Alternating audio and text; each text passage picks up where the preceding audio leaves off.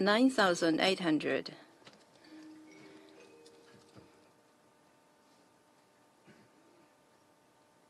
The 9,863rd meeting of the Security Council is called to order.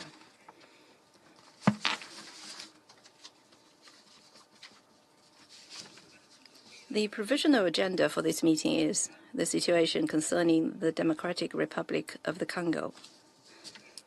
The agenda is adopted.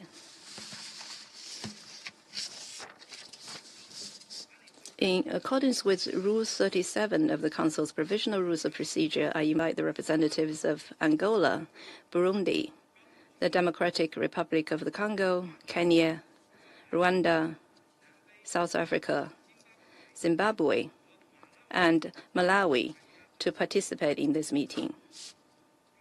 It is so decided. On behalf of the Council, I welcome Her Excellency Ms. Therese Kayikwamba-Wagner, State Minister, Minister of Foreign Affairs, International Cooperation, and Francophonie of the Democratic Republic of the Congo.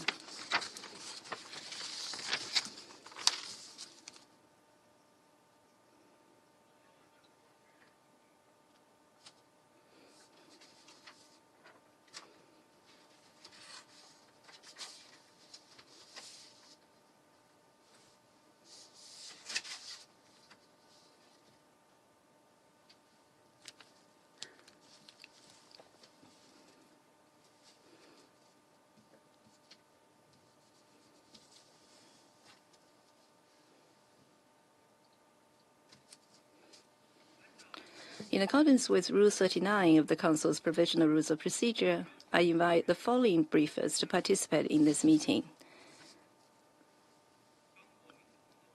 Ms. Bintou Keita, Special Representative of the Secretary-General and Head of the United Nations Organization Stabilization Mission in the Democratic Republic of the Congo, and Mr. Huang Xia, Special Envoy of the Secretary-General for the Great Lakes region. It is so decided.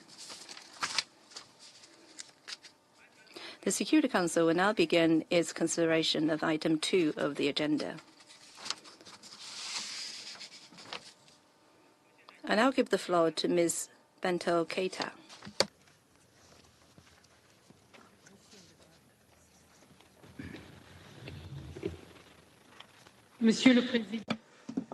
Mr. President, distinguished members of the Security Council, Madam Minister of State, Minister of Foreign Affairs of the Democratic Republic of the Congo, Therese Kayikwamba-Wagner, the Permanent Representative of the Republic of Rwanda, Ernest Ramucho, the Permanent Representative of the Republic of Angola, dear colleagues, Huang Xia, Special Envoy of the Secretary-General for the Great Lakes region, and all other ambassadors that are joining us for this session.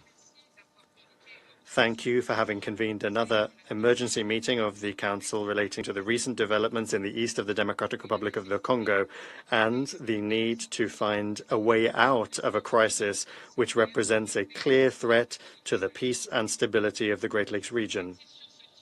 This session is taking place in a context marked inter alia by the appointment of a new president of the African Union at the summit on the 15th of February.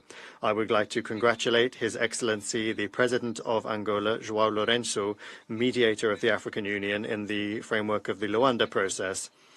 I hope that his mandate will be marked by the silencing of the guns on the continent once and for all. Despite many international calls for a ceasefire and a cessation of offensives, the M23, supported by the Rwandan army, has continued to make progress in the provinces of North Kivu and South Kivu. This advance has had devastating consequences, leading to the loss of many human lives during the taking of Goma.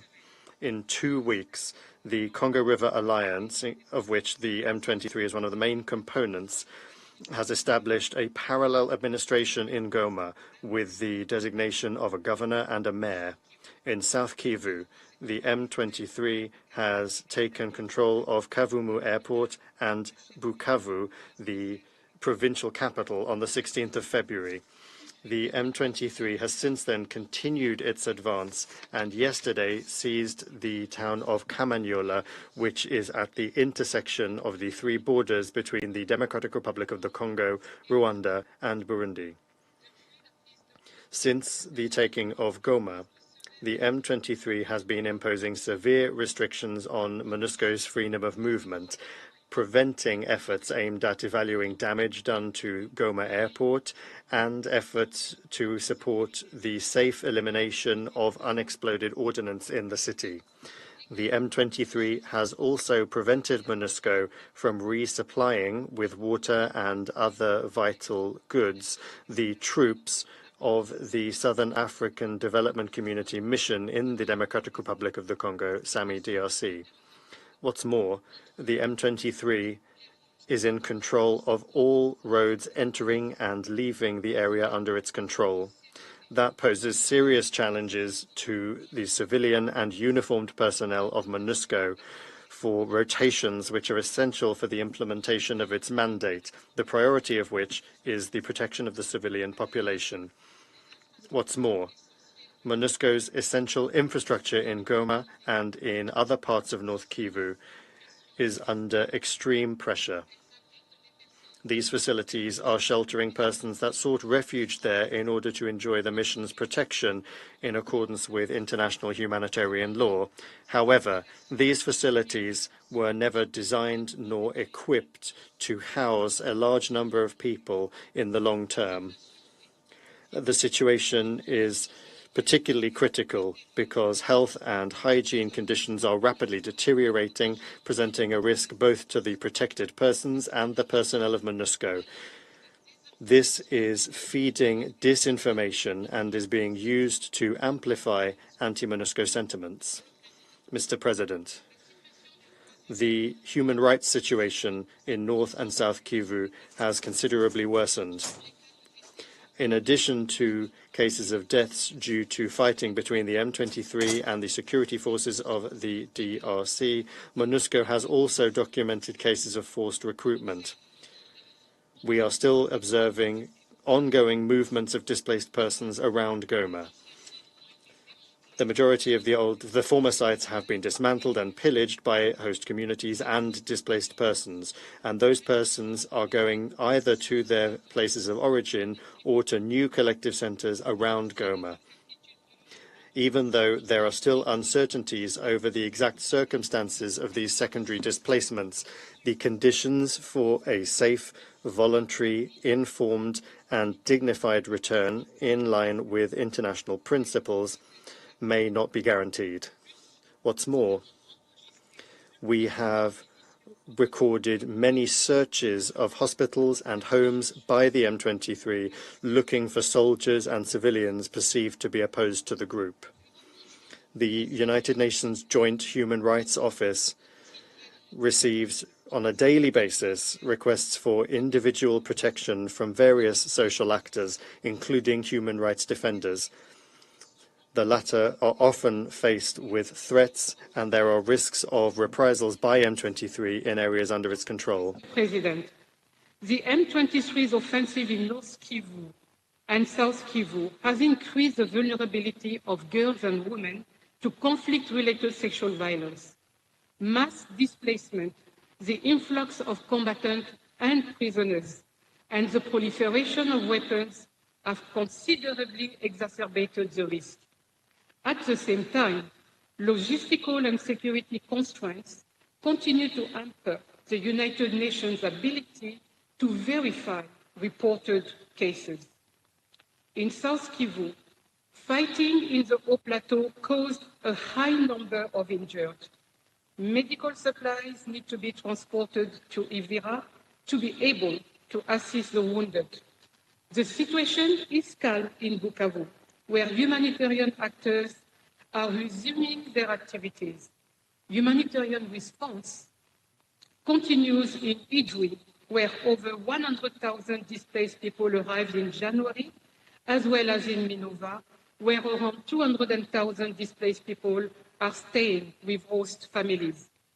Humanitarian actors must continue to have access and be able to do their work unhindered to keep assisting this vulnerable population. Monsieur le Président. Mr. President, I welcome the conclusions of the joint summit of the East African Community and the Southern African Development Community on the situation in the east of the Democratic Republic of the Congo on the 8th of February in Tanzania. This summit reaffirmed the call for a cessation of hostilities and an immediate ceasefire. The summit also insisted on the resumption of direct negotiations and dialogue with all state and non-state parties, including M23, in the context of the Luanda and Nairobi processes. It also reaffirmed the call for the neutralization of the FDLR and the withdrawal of Rwandan troops from Congolese soil. It is essential that the provisions of the communiqué from the EAC SADC summit relating to the restoration of essential public services, the immediate reopening of Goma Airport, and the primary supply routes, including over Lake Kivu, be implemented immediately in order to alleviate the suffering of the population. I encourage the heads of the military staff of EAC and SADC countries to meet on a constant basis to determine modalities for the implementation of the ceasefire, as well as urgent measures provided for in the communiqué. In addition to the reopening of the Goma airport requested by the summit, the reopening of Kavumu airport would also be essential. The United Nations, including MONUSCO, remains determined to support all efforts to bring the parties to the negotiating table in order to find lasting political solutions to this crisis, which risks engulfing the entire region. In this regard, it is important to recall the significant progress made in recent months in the context of the Luanda process. It is crucial, as underscored in the communiqué from the African Union Peace and Security Council meeting in Addis Ababa on the 14th of February, that what has been achieved not be lost. It is imperative that this Council takes urgent and decisive steps to avert a wider regional war. I call on this Council to hold the perpetrators of human rights violations and abuses in the Democratic Republic of Congo accountable. In this regard, I welcome the adoption by the Human Rights Council on 7 February of a resolution establishing a fact-finding mission to be followed by an independent commission of inquiry to investigate and document violations of human rights and international humanitarian law in the Eastern DRC.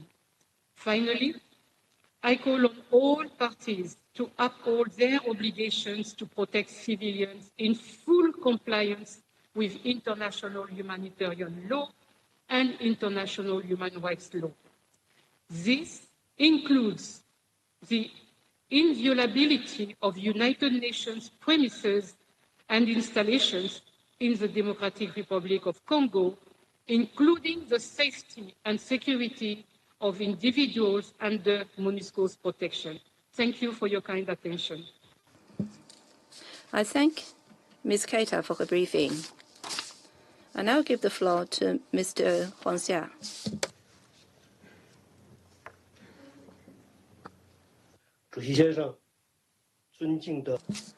Mr. President, members of the Council, I would like to thank you for this invitation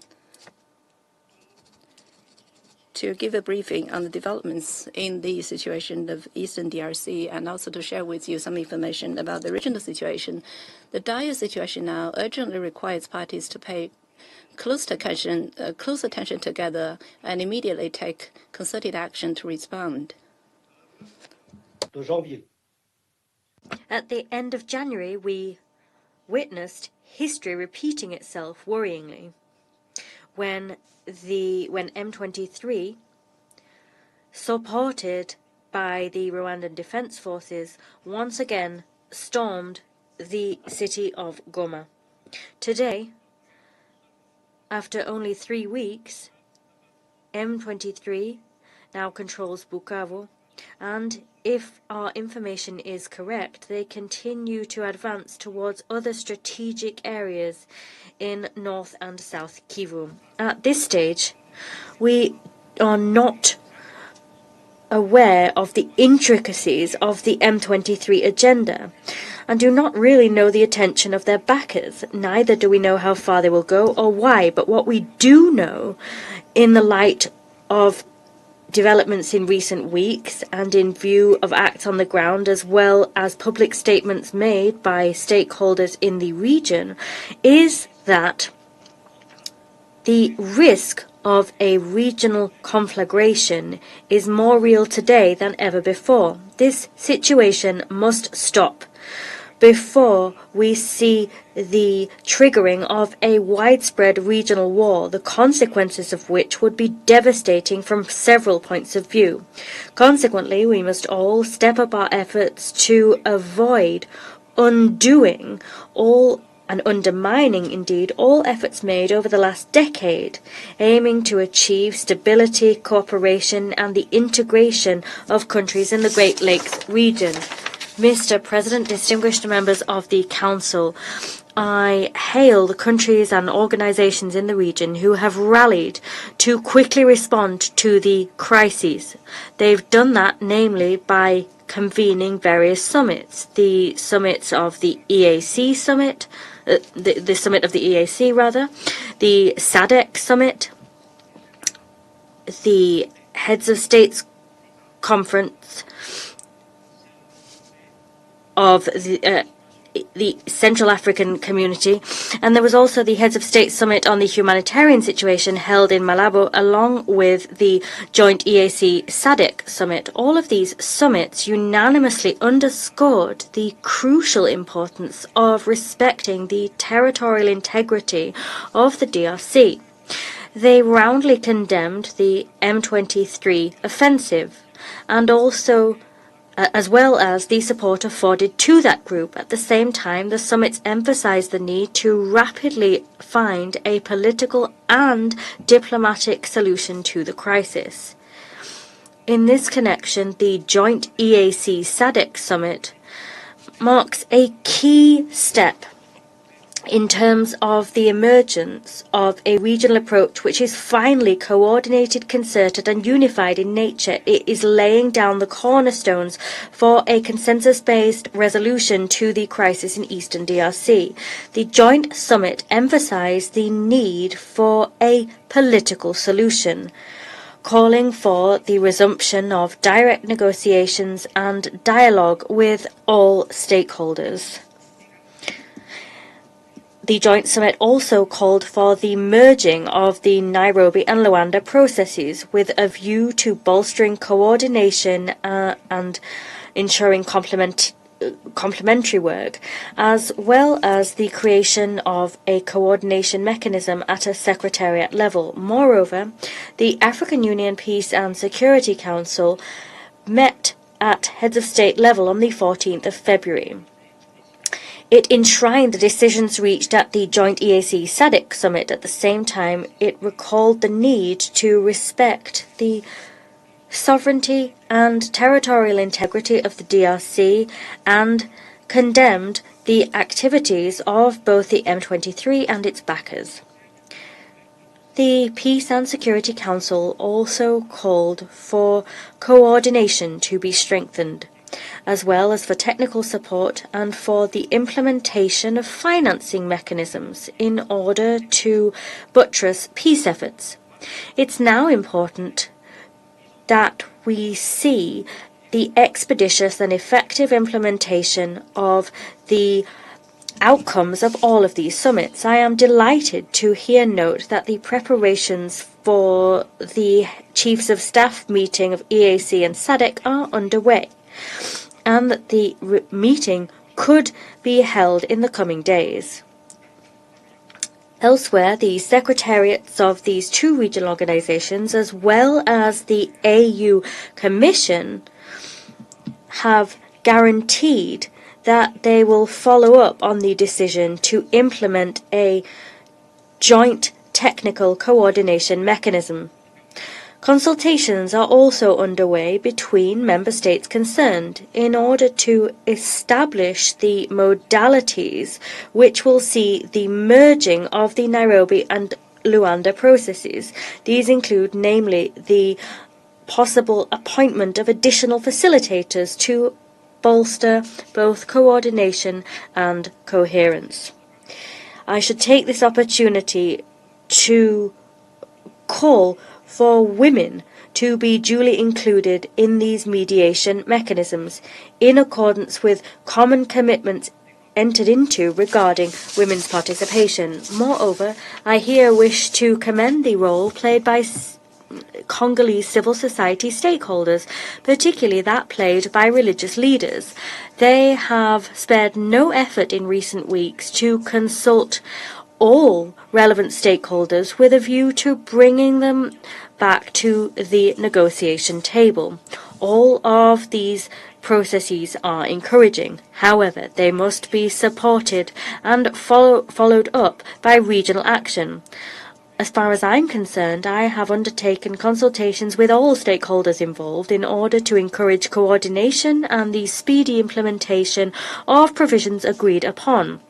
These provisions are crucial if we are to ultimately achieve the de-escalation of the situation on the ground.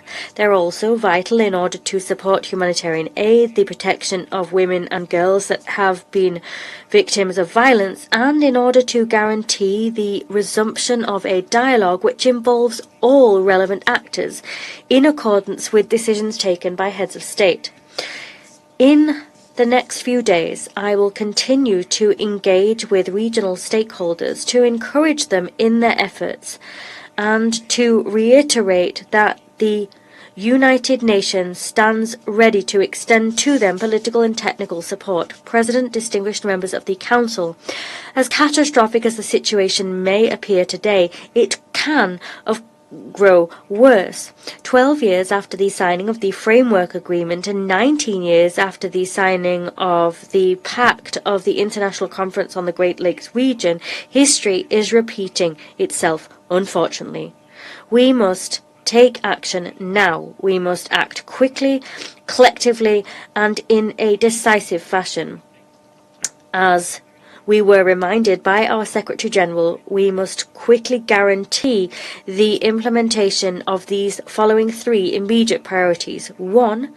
De-escalation via an immediate ceasefire and through all parties' compliance with international law and their upholding of commitments entered into as part of regional and international mechanisms, including the Addis Ababa Framework Agreement. The latter indeed demands that no one tolerate or supply either assistance or any support whatsoever to armed groups. It also calls upon all parties to respect the sovereignty and territorial integrity of neighbouring states.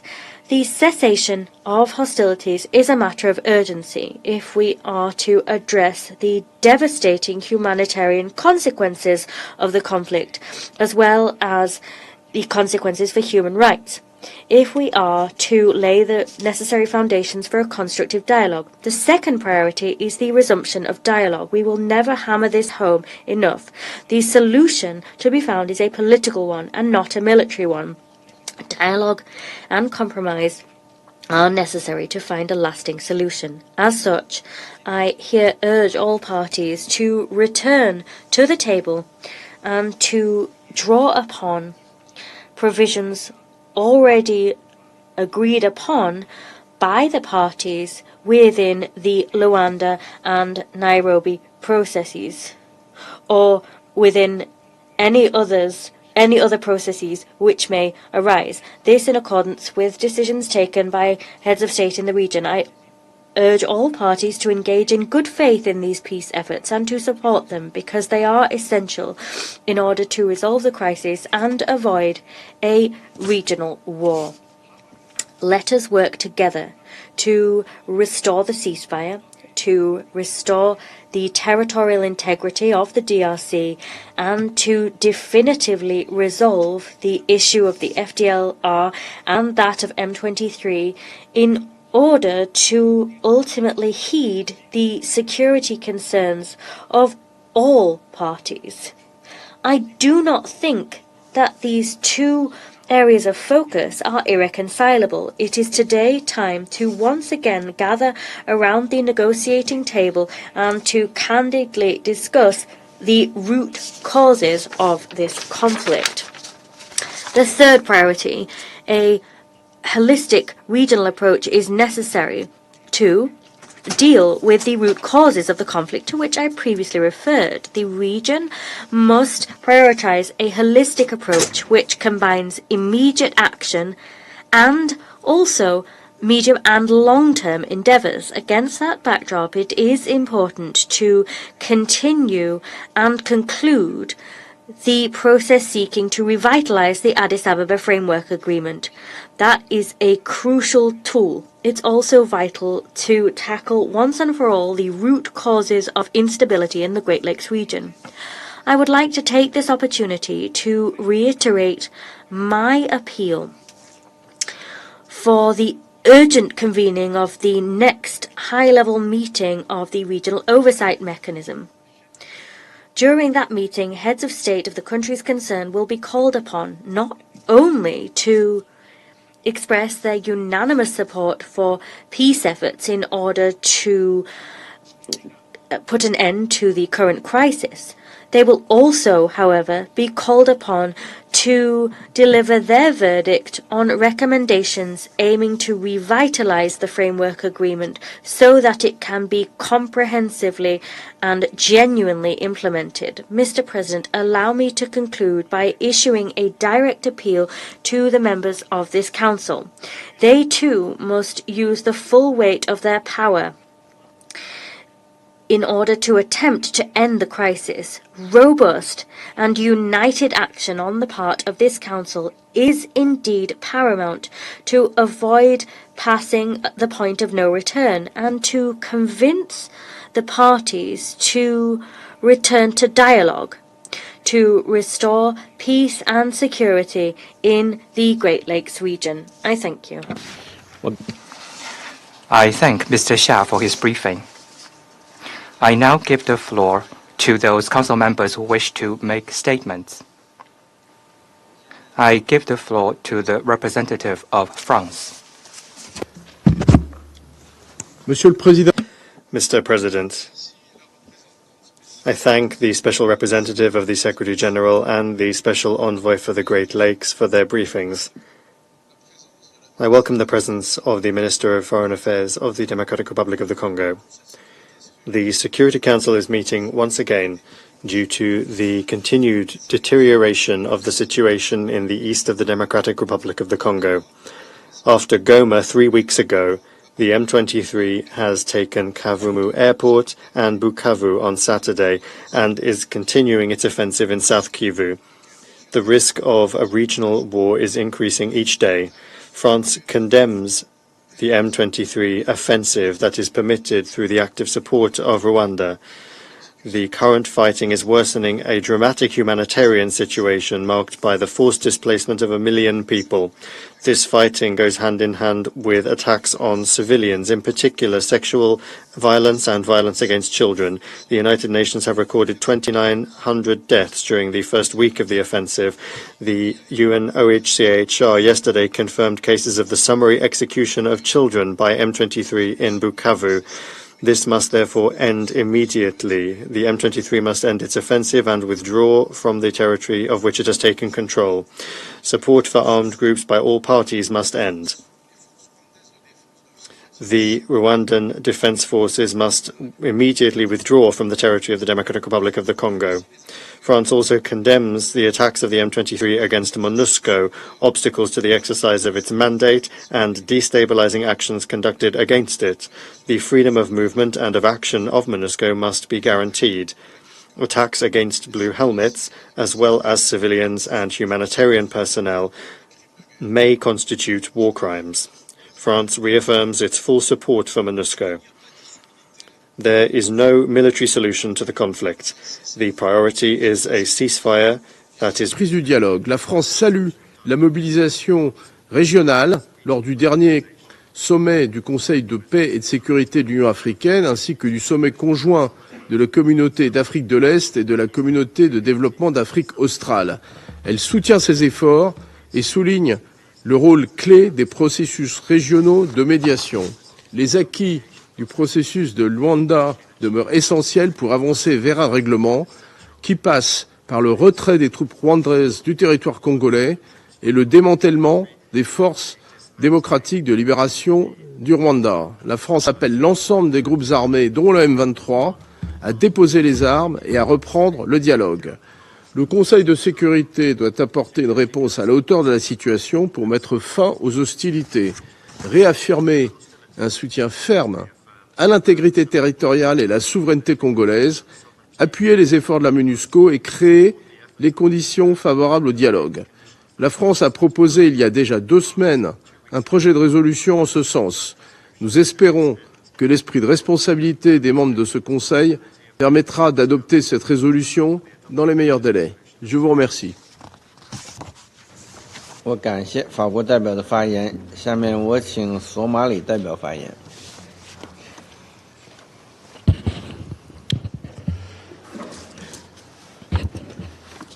Mr. President, I have the honor to deliver this statement on behalf of A3, Algeria, Sierra Leone, and my own country, Somalia. We would like to thank the SRSG, Madame Bintou Keita, and Special Envoy Secretary General, Mr. Huang Sha, for their insightful briefings on the current situation in Eastern DRC.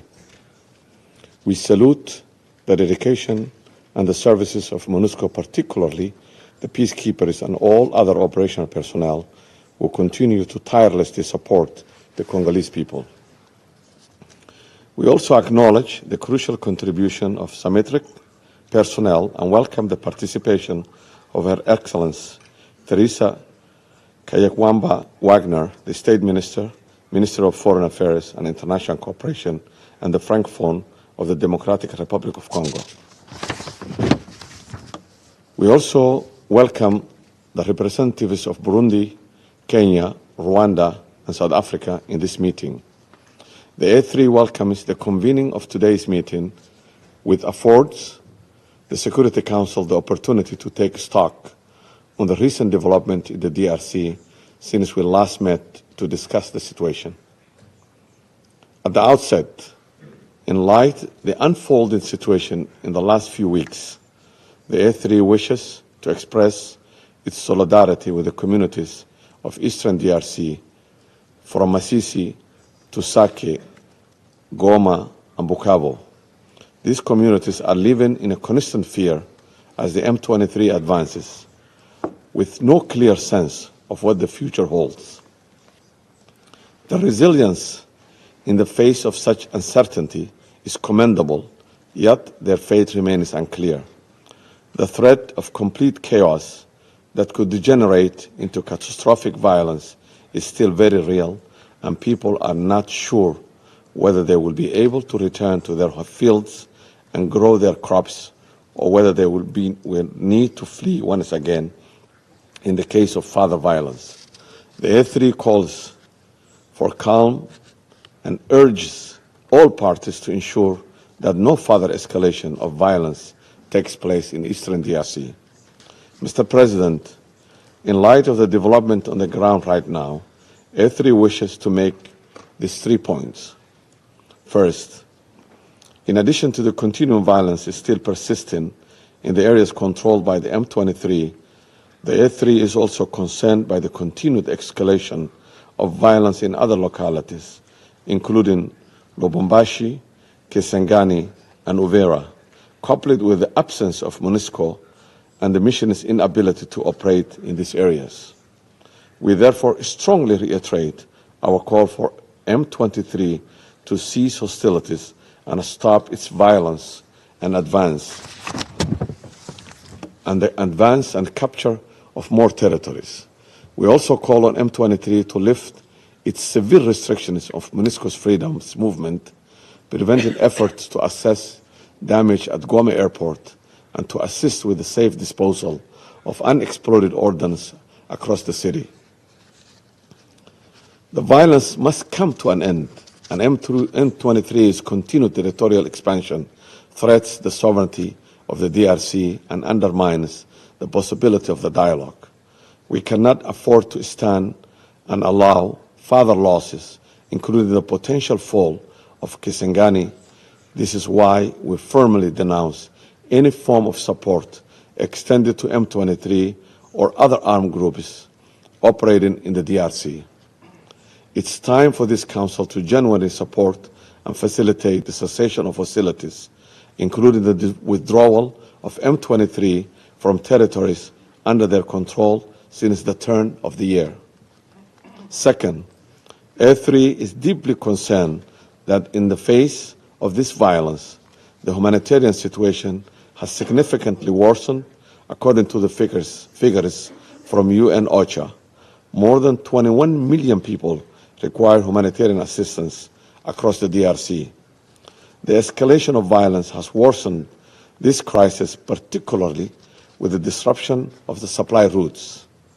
We therefore call for the development of securitization plan for Goma and surrounding areas and the reopening of Goma Airport, reoperationalization of the Kavumu Airport, and restoration of the key supply routes to ensure that timely delivery of humanitarian aid, as highlighted in the joint communique issued by the head of states and governments of EAC and SADC and endorsed by AU Peace and Security Communique. We therefore call for the restoration of essential utilities and supply lines for food and other essential commodities to ensure humanitarian support to those in need, and urge the parties to commit to upholding human rights law and international humanitarian law. Third, Mr. President, as this Council is aware, among the key roles of A3 is the responsibility to bring the gap between deliberations of this Council and African common position on the issue of relevance to the continent.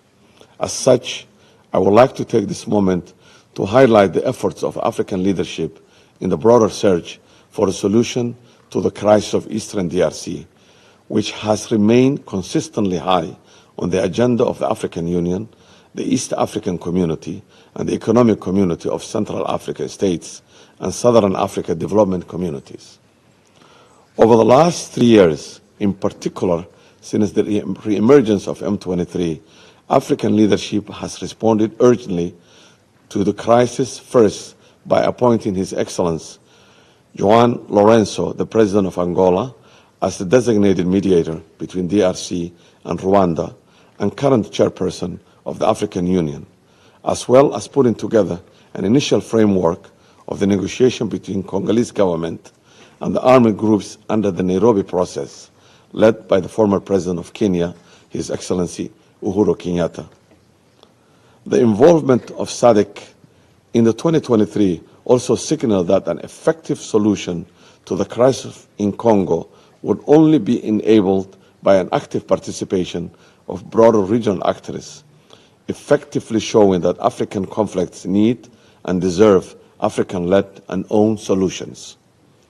In this context, A3 would like to reiterate to all parties the importance of the commitment made within the framework of the Luanda process, and in this regard reiterates our call for the implementation of the concept of Operations Conopis, of the harmonization plan for the lifting of the Rwanda's defense measures and disengagement of the forces from the DRC and neutralization of the FDLR as agreed in the Luanda process. Furthermore, A3 would like to underscore the outcome of the recent meeting convened by African sub-regional and continental bodies at the head of states level, including the proposed merging of Nairobi and Luanda processes. It's our hope that the harmonization of these efforts will get the region closer to peace solutions. There is no gainsaying that the Council, as well as the international community at large, should strongly support these African initiatives. It's time for the Council to lend a real support to these African-led initiatives act constructively to strengthen them and to go beyond simply paying lip service. Mr. President, looking ahead, it's clear, as it has been reiterated many times in this Council, that there is no military solution to this conflict, which makes it all more urgent to secure unconditional and immediate ceasefire in eastern DRC. In this regard, we call to all parties to agree to a ceasefire and to commit to putting down their weapons and creating necessary space for a negotiated political solution. The A3 echoes the call for the East African Community and SADC meeting for monitoring such ceasefire by EAC and SADC Chiefs of Defense Forces. Along similar lines, we also look forward to the resumption of peace talks as called by the EAC and SADC and endorsed by the AU Peace and Security Head of States Gathering meeting.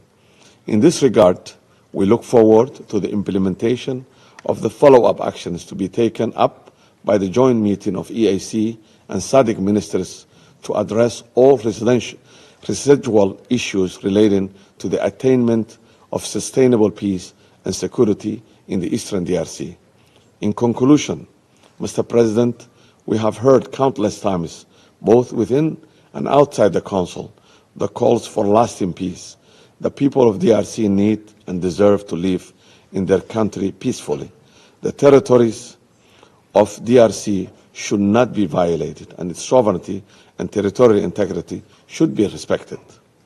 Now, this is the time to move beyond rhetoric and to act decisively in our deliberations to find solutions that both addresses the current crisis while ultimately addressing the root causes of this conflict.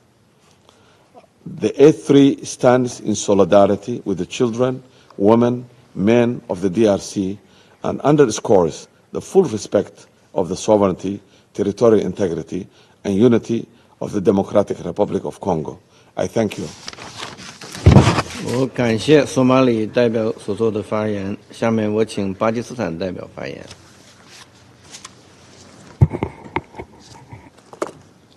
Thank you, Mr. President. Mr. President, the Pakistan delegation thanks you for convening this urgent meeting of the Security Council. We thank SRSG Bindu Keita and Special Envoy Wang Sha for their briefings on the disturbing situation in eastern DRC. We welcome the participation in this meeting of the Foreign Minister of the Democratic Republic of Congo and other African permanent representatives. Mr. President, both our briefers have mentioned that history is repeating itself. And we must remember the adage that those who ignore history are condemned to repeat it. In defiance of the Council's position expressed in its press statement of 6 February and the African mediation processes, the M23 has continued its advance. Since the Council's meeting on January 26, the M23, backed by external forces, has attacked and taken control of the city of Goma, the airports of Goma and Kavumu, and now Bukavu, the capital of South Kivu. As the Secretary General of the United Nations has stated at the AU summit last weekend, the M23 offensive, and I quote, threatens to push the entire region over the precipice. Regional escalation must be avoided at all costs, unquote. Mr. President, we condemn in the strongest words the occupation of Goma and Bukavu by M23. It must immediately accept a ceasefire, stop its advance, and withdraw from the territories it has taken over, and do so without preconditions. We reiterate our support for the sovereignty and territorial integrity of the Democratic Republic of Congo. We call for the withdrawal of all uninvited forces, including Rwandan forces, from the territory of the DRC. A wider war must be prevented at all costs. Mr. President, we are extremely concerned about the reported violence committed against civilians in areas under the control of M23, including extrajudicial killings. These must be immediately stopped, and those responsible must be held to account. Immediate and unhindered access must be provided to humanitarian organizations to alleviate the humanitarian crises, including the repair and opening of the airports in order to fly in medical and other essential supplies.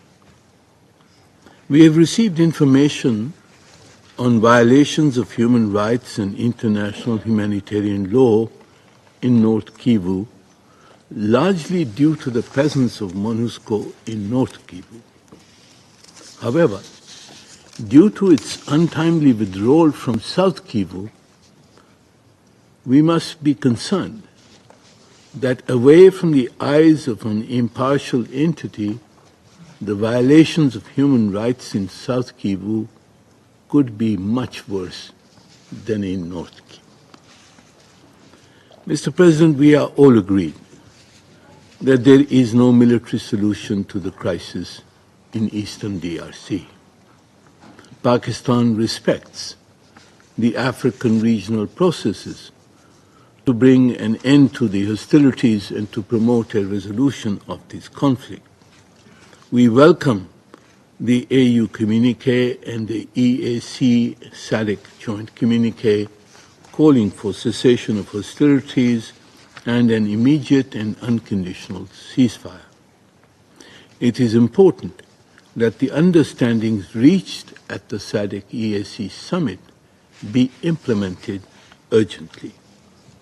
Similarly, there is a need to carry forward the Luanda and Nairobi processes, and we note the move to merge these processes.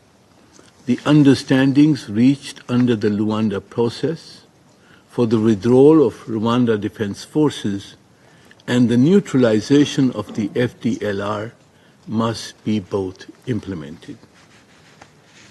Mr. President, at the same time, it must be recognized that the Security Council has the primary responsibility for the maintenance of international peace and security in accordance with the principles of the UN Charter.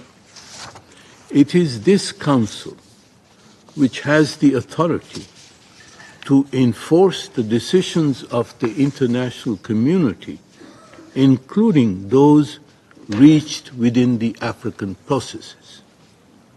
Pakistan is therefore working constructively to evolve effective Council action that enjoys the widest possible support within the Council and responds to the threat posed by the M23 offensive and the danger of a wider conflict. Mr. President, Pakistan is particularly concerned about the challenges facing MONUSCO due to the volatile security environment in and around Goma. Its overcrowded facilities, limited rations, spreading disease, as well as the restrictions that have been imposed on the movement of MONUSCO by M23. The Security Council must be unequivocal in demanding that MONUSCO be assured of freedom of movement to carry out its operational activities and to perform its mandate to protect civilians, including outside its bases. the M23 and its supporters must be told categorically that attacks on United Nations and other peacekeepers and civilians constitute war crimes for which those responsible will be held accountable. At the same time, there is need to review the present and future role of MONUSCO. It is positive that the new force commander has joined MONUSCO. We call on all TCCs and PCCs within MONUSCO to respect the chain of command and to show their commitment and solidarity with the mission in these difficult times.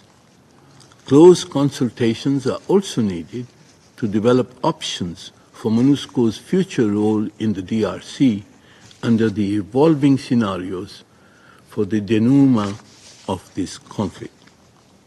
Mr. President, finally, we urge that the Security Council seriously address the root cause of the conflict in eastern DRC, that is, the illegal exploitation of its natural resources.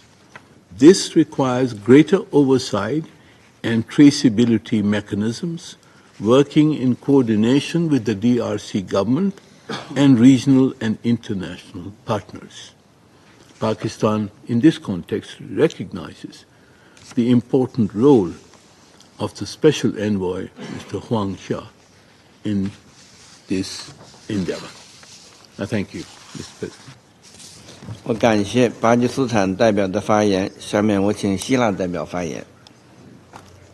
Thank you, Mr. President. I would like to thank SRSG Mrs. Keita, Special Envoy Mr. Huang Xia, for briefing us on this urgent meeting today and commend the courage of all of MONUSCO's personnel in these very difficult circumstances. I would also like to welcome the participation of the Honorable Foreign Minister of the Democratic Republic of Congo in our meeting. Mr. President, allow me to emphasize briefly 4 key points. First, we strongly condemn the capture of the cities of Sake, Goma, and Bukavu by the M23. We reiterate that the sovereignty, unity, and territorial integrity of the DRC must be fully respected.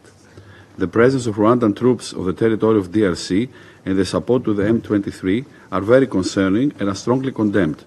We call on Rwanda to cease its support to the M23 and to immediately withdraw its forces. Second, we call for urgent de-escalation, and we stress that it is more imperative than ever that particularly Rwanda and DRC commit to the ceasefire as agreed last August, re-engage in the political dialogue, and implement all decisions and commitments agreed under the Luanda process. We encourage African-led initiatives and regional efforts, including by the African Union, the East African Community, and SADC, and we call DRC and Rwanda to return immediately to the table of negotiations. Third, we are deeply concerned about the grave humanitarian security consequences of the M23 offensive, both in North and South Kivu. All parties must respect international humanitarian law and ensure unrestricted humanitarian access. We strongly condemn all forms of human rights violations, abuses, violence against civilians, summary executions and maiming, sex and gender-based violence, recruitment and use of children. Fourth and last, we reiterate our full support to MONUSCO, which is acting within its mandate and doing critical work in the DRC, stress a strong commitment to the safety and security of its peacekeepers, and condemn the attacks committed against personnel. MONUSCO must be granted full access and freedom of movement. Its personnel must be allowed to return to Goma in order to effectively fulfill its mandate, in particular the protection of civilians and address urgent needs. The protection of civilians and of humanitarian and medical personnel must remain an absolute priority. Attacks against peacekeepers may constitute potential war crimes, and those attacks against MONUSCO peacekeepers form also a basis for potential sanctions designation. Mr. President, we stand ready to support any further engagement of this Council as necessary. I thank you. 希腊代表的发言，下面我请斯洛文尼亚代表发言。Thank you, Mr. President. I also want to thank the briefers, Bento Keita and Huang Xia, for briefing us. And we want to welcome Foreign Minister of Democratic Republic of the Congo. And we also want to welcome representatives of the region in the chamber. Given the rapidly evolving security situation and escalating humanitarian concerns, we believe this Council meeting is critically needed. In the Eastern DRC, the situation is swiftly and visibly deteriorating into mounting peril. Civilians are caught in the eye of a violent storm. In the words of Special Envoy, there is a risk of regional conflagration, and the risk is real. Regional peace and security is in danger. Following the seizure of Goma, reports showcase a shocking death toll and thousands with life-altering injuries. The violence must stop immediately. There is no justification for the horrific stories of summary executions, including children, for widespread conflict-related sexual violence, for widespread displacement, for child recruitment, for intimidation against human rights defenders and civil society actors. We categorically condemn any targeting, threats, or attacks on humanitarian workers and denounce these actions in the strongest possible terms. It remains imperative that those responsible are held accountable. Mr. President, the gravity of this crisis extends far beyond the immediate human tragedy. The rapid offensive by M23, supported by Rwandan Defense Forces, now marking its presence in South Kivu, with the seizure of key locations such as Kavumu Airport and the city of Bukavu, poses a significant threat to the broader stability of the Great Lakes region. We demand that M23 withdraw unconditionally from all territories they have occupied. Immediate and unrestricted reopening of the airport in Goma must be ensured so that the delivery of humanitarian assistance, the rotation and resupply of UN peacekeepers and other personnel can proceed safely. Unhindered humanitarian access must be ensured without delay, with secure humanitarian corridors to reach those in need. All parties must adhere to international humanitarian and human rights law. We echo the African Union, SADC and EAC in urgently calling for an immediate halt to all hostilities and a return to diplomatic dialogue. We continue to support strong African engagement and regional diplomatic processes, notably through the merged Luanda-Nairobi process. We continue to call on DRC and Rwanda to exercise the utmost restraint, de-escalate tensions, re-engage in dialogue, address the root causes, and prioritize peace and stability for the region. We condemn any violation of the DRC's sovereignty and territorial integrity. Unauthorized military presence in DRC is a blatant violation of international law and the UN Charter. We call on Rwanda to fully withdraw its forces immediately and to end any support for M23. We call on DRC to stop cooperating with the FDLR and other armed groups. Finally, we condemn in the strongest terms attacks, hostility, and threats against MONUSCO and its personnel. We further denounce the severe restrictions imposed by M23 on MONUSCO and their freedom of movement, which have not only impeded the implementation of their mandated tasks, but have also contributed to a compromised situation at their bases. This is unacceptable. Mr. President, in conclusion, I reiterate what we stated already during the first emergency meeting. This Council must not remain passive in the face of this crisis. We have clearly heard calls from the field and received abundance of reports. Now we must step up. Thank you. 感谢斯洛文尼亚代表的发言。下面我请美国代表发言。Thank you, Mr. President, and thank you, SRSG Bintou Keita and Special Envoy Huang Xie, for your briefings and for your leadership. The United States extends its fullest support to MONUSCO and all UN personnel supporting peaceful and humanitarian responses to the crisis in eastern DRC. Mr. President and Council members, how many times must we meet to discuss these predictable cycles of violence? For months, we have consistently watched M23 and Rwanda ignore ceasefires, seize territory under false pretexts, and deny intention of further expansion, only to start the cycle anew. We have witnessed M23 sow chaos and wage brutal violence against civilians on the streets of Masisi, Goma, and now Bukavu, all under the disingenuous guise of liberation or restoring order. The United States strongly condemns the seizure of Kavumu Airport and the city of Bukavu by M23 and Rwandan forces. We continue to stand in full support of the Congolese people and of their country's sovereignty and territorial integrity. Once again, we urge M23 to immediately cease its offensive and withdraw from all territories of which it has taken control. We urge Rwanda to cease supporting M23, immediately withdraw its forces from the DRC, and hold accountable those who perpetrate human rights abuses and violations. We now have confirmed reports from the Office of the United Nations High Commissioner for Human Rights of summary executions of children at the hands of M23 in Bukavu, among other serious human rights abuses. We condemn these abuses, for which there cannot be continued impunity. We watched with concern Monday's demonstrations at MONUSCO's bases in Goma, and we remain alarmed by reliable reports that M23, with Rwandan support, are orchestrating these protests, which have killed peacekeepers and civilians in the past.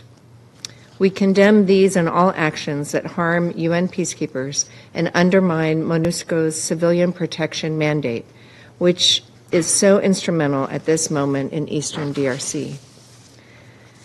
M23 must immediately cease its hostile threats against MONUSCO, reopen the Goma airport, and ensure the UN's full freedom.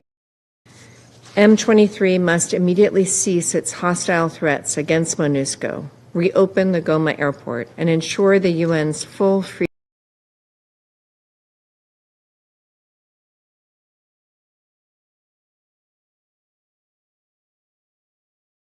of movement, particularly at border crossings. In light of Rwanda's support for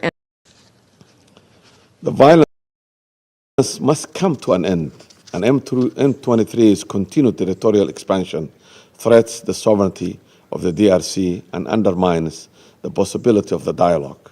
We cannot afford to stand and allow further losses, including the potential fall of Kisangani.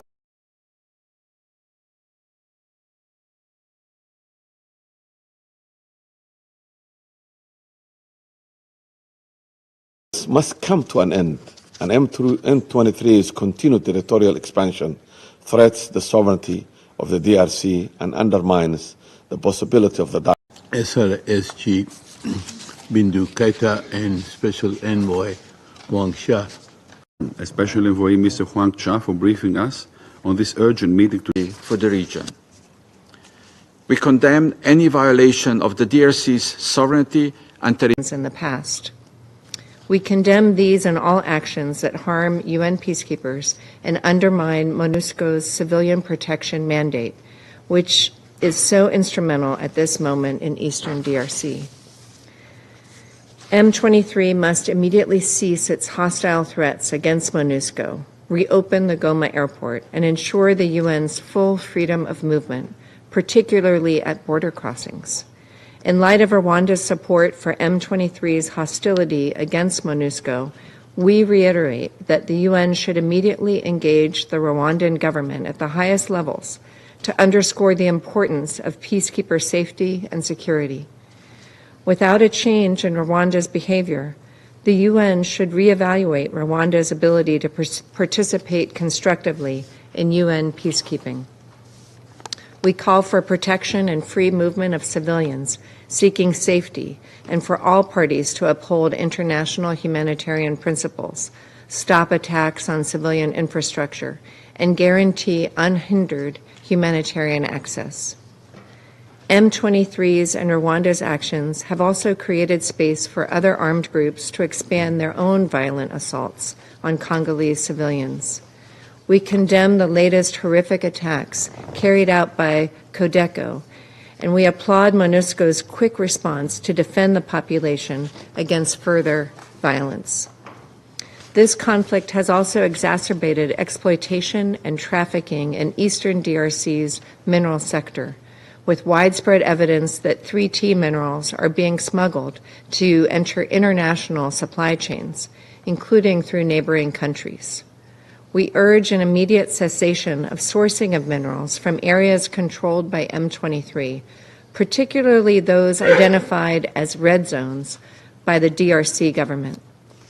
It is beyond time for this Council, the UN, and the international community to marshal a strong and unambiguous response to M23 and Rwandan actions which undermine prospects for peace and bring the region closer to the brink of an all-out war.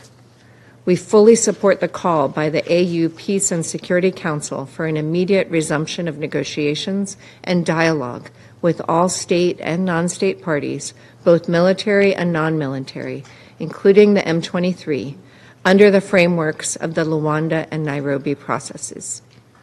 Intense and sustained pressure is needed now to compel Rwanda to return to the negotiations under the Angola-led Luanda process and to work in good faith toward a diplomatic resolution to the conflict in eastern DRC. The United States is prepared to work with Council members on sanctions nominations in the 1533 Committee, and we urge Council members to take urgent action.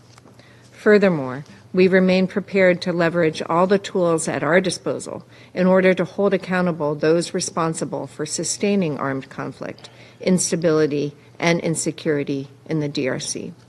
I thank you. 感谢美国代表的发言。下面我请圭亚那代表发言。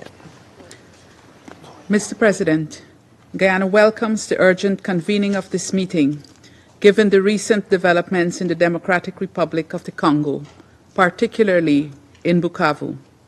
I thank SRSG Keita and Special Envoy Shea for their briefings. I welcome the participation of Her Excellency Ms. Therese Wagner, State Minister, Minister of Foreign Affairs, International Cooperation and Francophonie of the DRC, and also the permanent representatives of several other African countries in this meeting. Mr. President, Guyana aligns with the statement delivered on behalf of A3 and wishes to further elucidate in our national capacity. We are alarmed by the recent developments in eastern DRC, with the M23 expanding its territorial gains by more than 30% since 15 January, and with that, its violent attacks against innocent civilians. The reports emanating from the United Nations about increased human rights violations and abuse are extremely concerning and demand a swift response from the international community, including the Security Council. The Office of the High Commissioner for Human Rights has confirmed cases of summary execution of children by the M23 after they entered the city of Bukavu last week. The office has also documented cases of ill treatment, conflict-related sexual and gender-based violence, child and forced recruitment, intimidation, and death threats. Guyana condemns these violations by the M23, reportedly with the support of the Rwandan Defense Force, and calls for an immediate ceasefire and for the group to withdraw to the pre-cantonment areas. We also call on Rwanda to cease its support to the M23 and to withdraw its forces from the territory of the DRC immediately and unconditionally. We stress that it is unacceptable for foreign military forces of any country to enter the territory of another without authorization, and call for full respect for the sovereignty and territorial integrity of the DRC.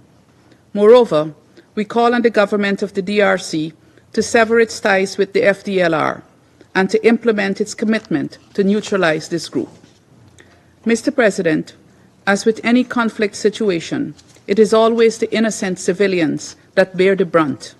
In this regard, we urge the protection of civilians and critical infrastructure, allowing for unhindered access to essential services and delivery of humanitarian aid. We call on all parties to uphold and fulfill their obligations under international humanitarian law and human rights law, including by ensuring the protection of civilians and the delivery of humanitarian aid to those in need. We also reject the severe restrictions being imposed upon MONUSCO's freedom of movement, preventing efforts to assess the damage at the Goma airport and to assist with the safe disposal of unexploded ordnance across the city. MONUSCO must be allowed to implement its mandate without restrictions. We further emphasize that attacks against peacekeepers may constitute a war crime and call for all hostilities against peacekeepers to cease. Guyana extends its full support to MONUSCO in the implementation of its mandate and insists on full accountability for any attack against MONUSCO personnel. Mr. President, the ongoing offensive in North Kivu and South Kivu poses a significant threat to peace and security of the Great Lakes region and risks a wider regional conflagration. We must ensure that this does not happen. For this reason, Guyana supports the initiative for this Council to speak with one voice and send a clear message to the parties. As we continue our deliberations on the draft resolution under consideration, we urge fellow Council members to focus on the bigger picture, to support the regional efforts, to not only address the current crisis, but more importantly, its root causes, and to find a lasting solution. We also encourage the international community to work together to de-escalate rather than fuel tensions. There is no military solution, as was said before, to this crisis, and now is certainly not the time for soundbite diplomacy. Any action that pulls states away from dialogue condemns their entire populations into cycles of conflict and violence, and it is always the innocent civilians that suffer. The path to a lasting solution will only be found through dialogue, diplomacy, and the rule of law. In this regard, Guyana fully supports the regional mediation efforts, including the Luanda and Nairobi processes, and welcomes the ongoing efforts of the African Union, the East African Community, and the Southern African Development Community in responding to the crisis. We also welcome the communiqué adopted by the AU Peace and Security Council following their summit meeting of 14 February, which endorsed the decisions of the EAC, SADC, and joint EAC-SADC meetings, and encouraged the international community to support their implementation. More importantly, we urge Rwanda and the DRC to return to dialogue and diplomacy, to fully implement their commitments under the regional processes, and to engage in good faith with each other to reach a peaceful and sustainable solution. In conclusion, Mr. President, Guyana reaffirms its support for the sovereignty and territorial integrity of the DRC and for all efforts that will bring peace to the region. I thank you. 我感谢圭亚那代表的发言。下面我请巴拿马代表发言。Gracias, señor presidente. Agradecemos el informe de la representante especial del secretario general y jefa de la MONUSCO, Bintou Keita, así como del enviado especial del secretario general para la región de los Grandes Lagos de África, Huang Xia, cuyo liderazgo es fundamental en estos momentos críticos para la estabilidad de la República Democrática del Congo y de toda la región. Reconocemos la participación de la distinguida ministra de Relaciones Exteriores de la República Democrática de Congo, así como de los representantes de los países de la región que nos distinguen con su participación. La República de Panamá expresa su profunda preocupación ante la alarmante escalada de violencia en el este de la República Democrática del Congo. En las últimas semanas, el grupo rebelde M23 ha intensificado sus operaciones militares, logrando con violencia el control de ciudades estratégicas como Goma, su aeropuerto y más recientemente Bukavu. Estas acciones han provocado la pérdida de miles de vidas y el desplazamiento forzado de cientos de miles de personas, agravando aún más una crisis humanitaria de por sí devastadora. Nos alarma además el recrudecimiento de las tensiones entre la República Democrática de Congo y Ruanda, cuya relación se encuentra en un punto crítico tras el reciente intercambio de acusaciones sobre incursiones transfronterizas y el apoyo a grupos armados. En este sentido, instamos a todos los estados de la región a ejercer la máxima contención y a reafirmar su compromiso con los mecanismos diplomáticos existentes, en particular con el proceso de Luanda y el proceso de Nairobi, cuyo cumplimiento efectivo es esencial para la reducción de tensiones y el establecimiento de una paz duradera. Señor Presidente, la violencia desatada por actores armados no solo impacta a la población civil, sino que también representa un grave desafío para la MONUSCO, que enfrenta crecientes amenazas y restricciones a sus operaciones.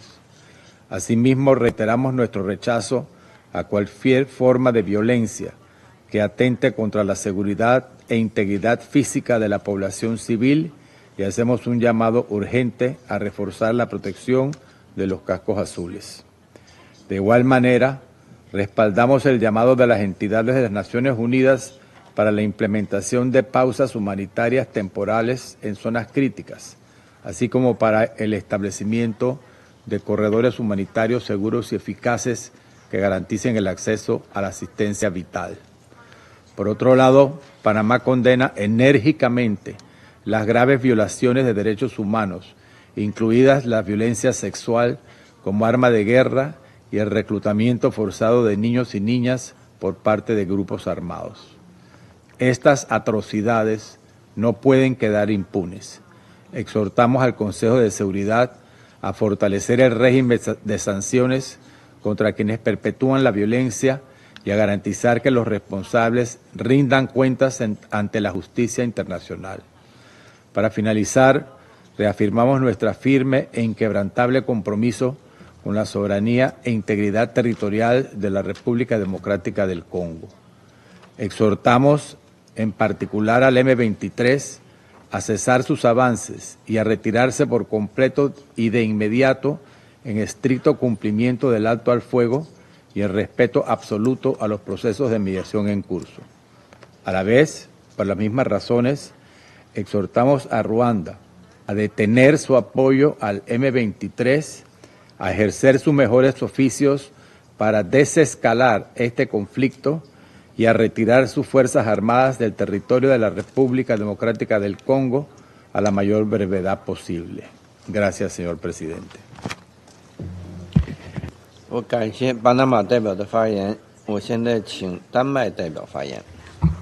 Thank you, Mr. President. I thank SRSG Keita for informing us of the current situation on the ground, and Special Envoy Xia for his briefing on regional peace efforts. I welcome the presence of Her Excellency Foreign Minister Wagner at this meeting, as well as all the representatives from the region. Mr. President, Denmark strongly condemns the ongoing offensive by the M23, backed by the RDF, as well as the recent capture of Kavumu airport and the city of Bukavu. The offensive has resulted in immense suffering and risks plunging the region into an even deeper and wider conflict. There can be no military solution, only a political one. What is urgently needed is the resumption of dialogue with all state and non-state actors, including the M23, within the framework of the Luanda and Nairobi processes, respect for international humanitarian law and human rights law, and the full respect for the territorial integrity and sovereignty of the DRC.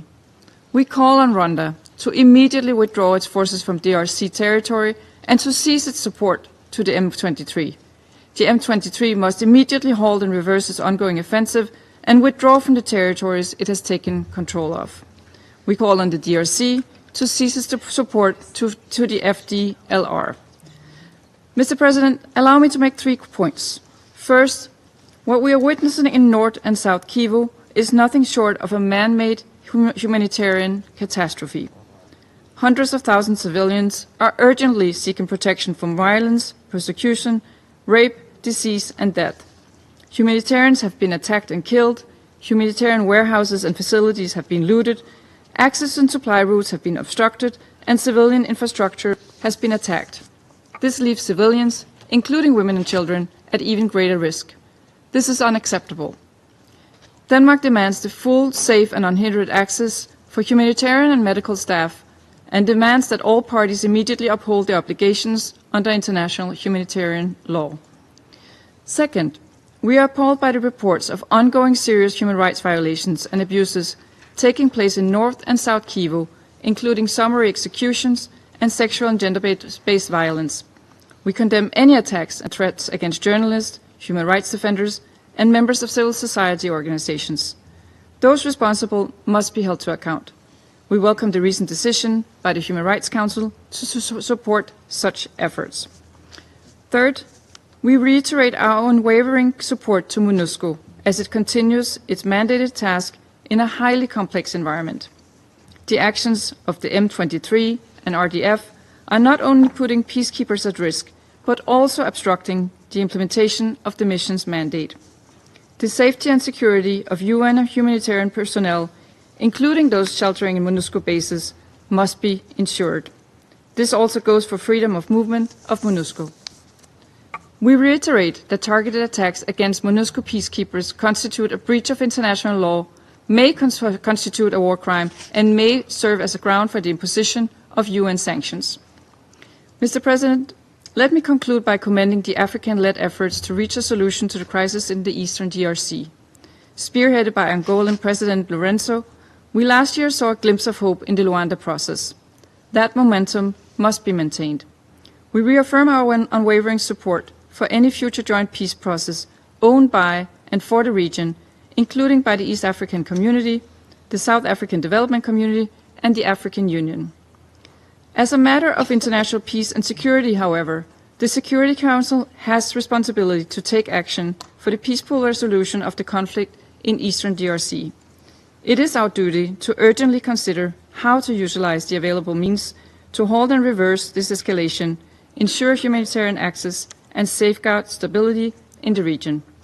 Denmark stands ready to work with all members to this end. I thank you. 感谢丹麦代表的发言，下面我请俄罗斯代表发言。Господин председатель, благодарим спецпредставителя генерального секретаря Бинту Кейту и спецпосланника Хуанся за брифинги. Приветствуем участие в заседании министра иностранных дел Демократической Республики Конго Терезы Вагнер, а также представителей Руанды, Анголы, Бурунди, Кении, ЮАР и Зимбабве. Хотели бы начать свое выступление с выражения соболезнований семьям граждан ДРК, которые погибли и продолжают гибнуть в результате эскалации со стороны М-23 в последние месяцы. Россия выражает свою солидарность с правительством и народом ДРК в этот сложный период. Мы настаиваем на необходимости безоговорочного уважения суверенитета, территориальной целостности, независимости и единства этой страны в соответствии с Уставом ООН. Мы также вновь выражаем соболезнования семьям погибших миротворцев ООН и павших бойцов сообщества развития Юга Африки. Солидарность с правительствами ДРК и государств, потерявших своих военнослужащих. Нападения на миротворцев неприемлемы ни при каких обстоятельствах. Россия решительно осуждает действия группировки М-23. Призываем к немедленной остановке боестолкновений и выводу бойцов этого незаконного вооруженного формирования из захваченных населенных пунктов, из занятых территорий ДРК. Мы также призываем Руанду отреагировать на соответствующие требования членов Совета Безопасности, а также Афросоюза о снятии своих оборонительных мер и отозвать свои воинские подразделения. Эскалацию на востоке ДРК необходимо остановить. Однако военного пути урегулирования кризиса не существует.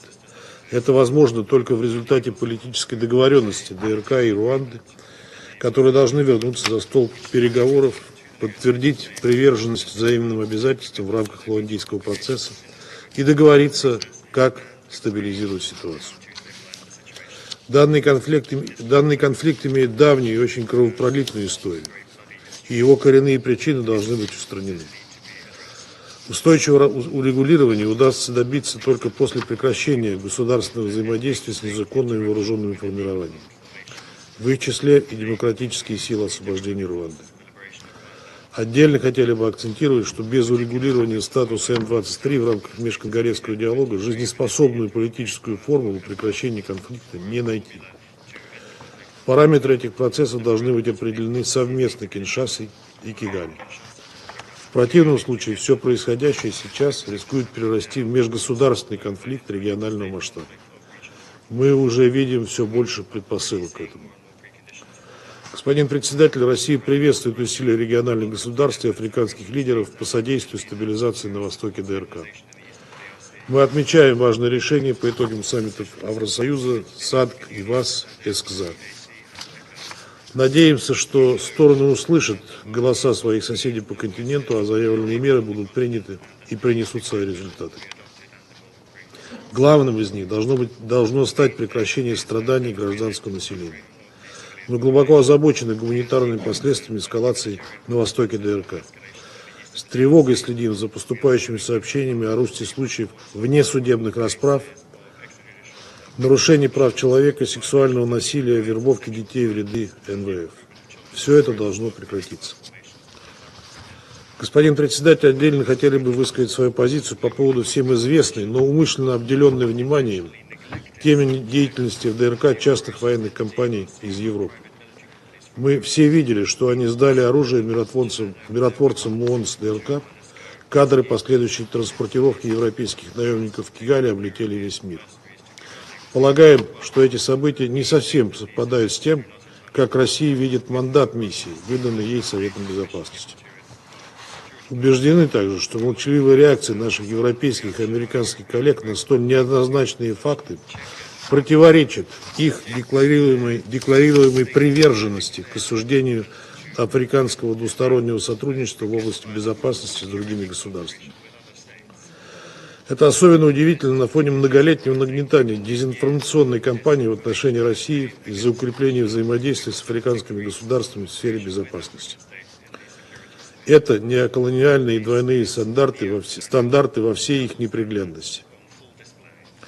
Это, к слову, также одна из причин продолжения конфликта в Африке. В завершение хотели бы заверить, что Россия продолжит содействовать усилиям по купированию эскалации и восстановлению перспективы дипломатического регулирования. Конголезцам нужны мир, безопасность и уверенность в завтрашнем дне. Именно этим мы руководствуемся в своей работе на площадке этого совета. Благодарю вас. 感谢俄罗斯代表的发言。下面我请英国代表发言。Thank you, President. I thank SRSG Keita and Special Envoy Shia for their briefings today. And I welcome the participation of DRC Foreign Minister Wagner in this meeting, as well as the representatives from other countries of the region. President, I'll make 3 points.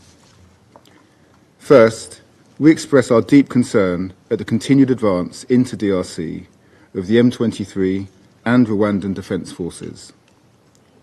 This is an unacceptable violation of DRC's sovereignty and territorial integrity and a breach of the UN Charter.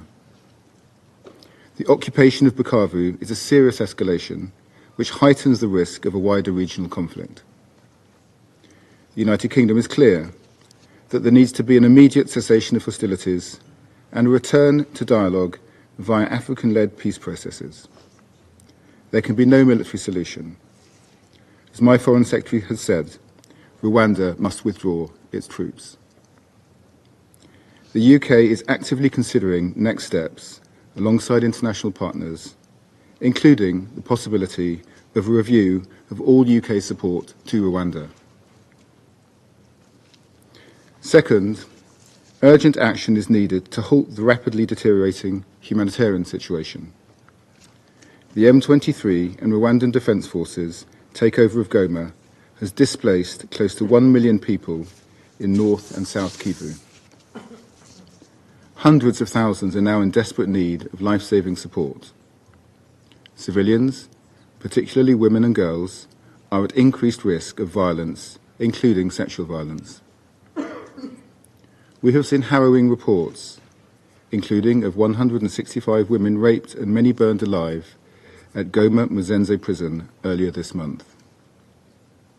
The parties to the conflict must adhere to their obligations under international humanitarian law. And humanitarian access, especially via Goma Airport, should urgently be restored.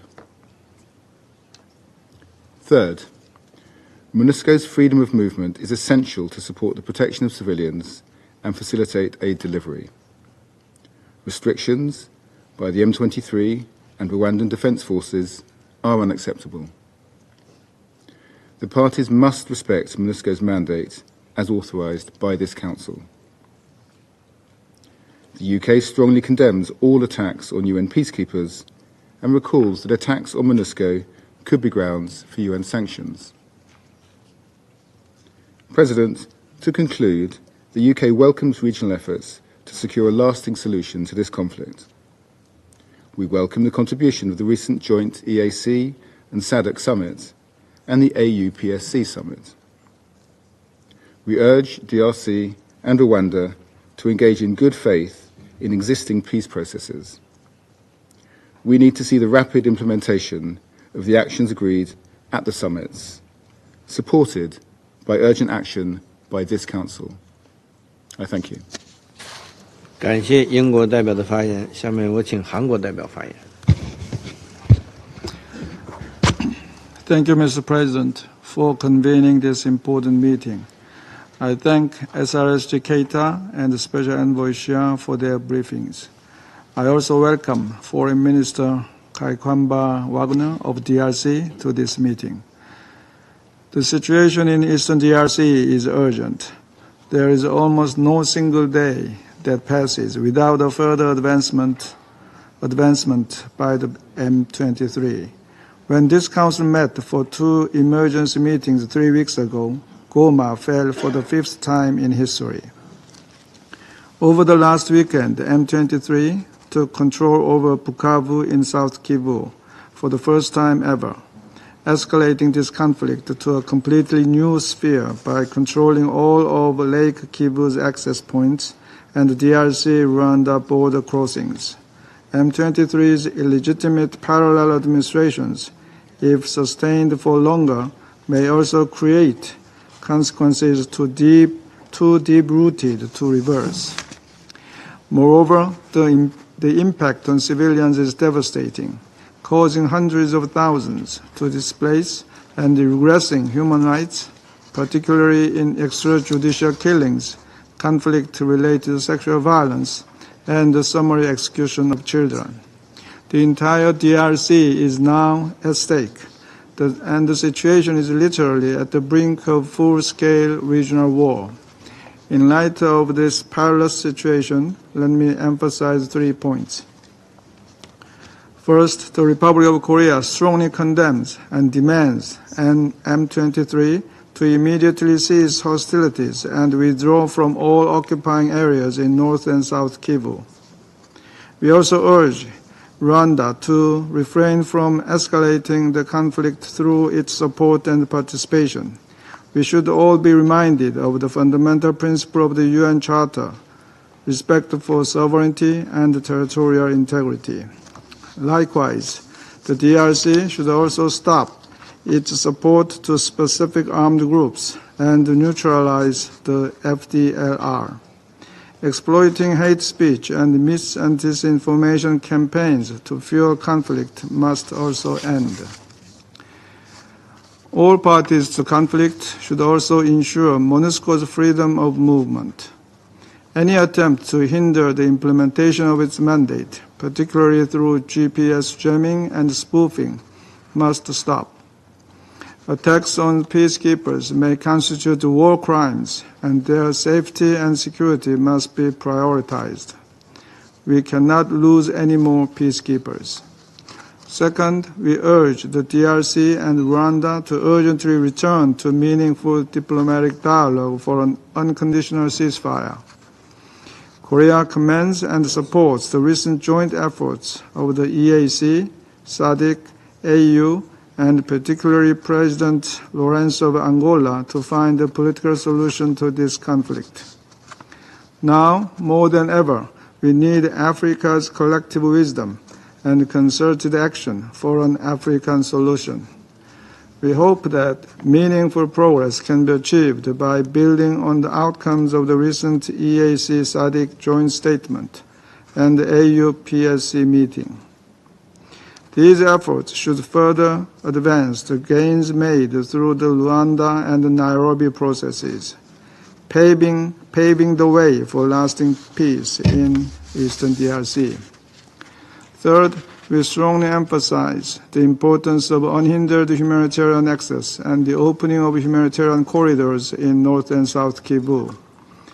Goma and the Kavumu airport should be able to operate without restrictions to deliver life-saving humanitarian aid. Key border crossings also need to be open to allow voluntary and safe movement of civilians and people in need. Mr. President, the Republic of Korea reaffirms its steadfast support for MONUSCO, the Office of Special Envoy of the Great Lakes region, and the regional and sub-regional organizations for their efforts in addressing this tragic crisis. The Charter of the UN entrusted this Council to take primary responsibility for the maintenance of the international peace and security.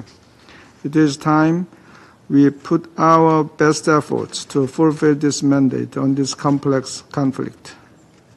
We sincerely hope that the Council will soon be able to pronounce itself with a decisive and unequivocal message for lasting peace in Eastern DRC. I thank you, Mr. President.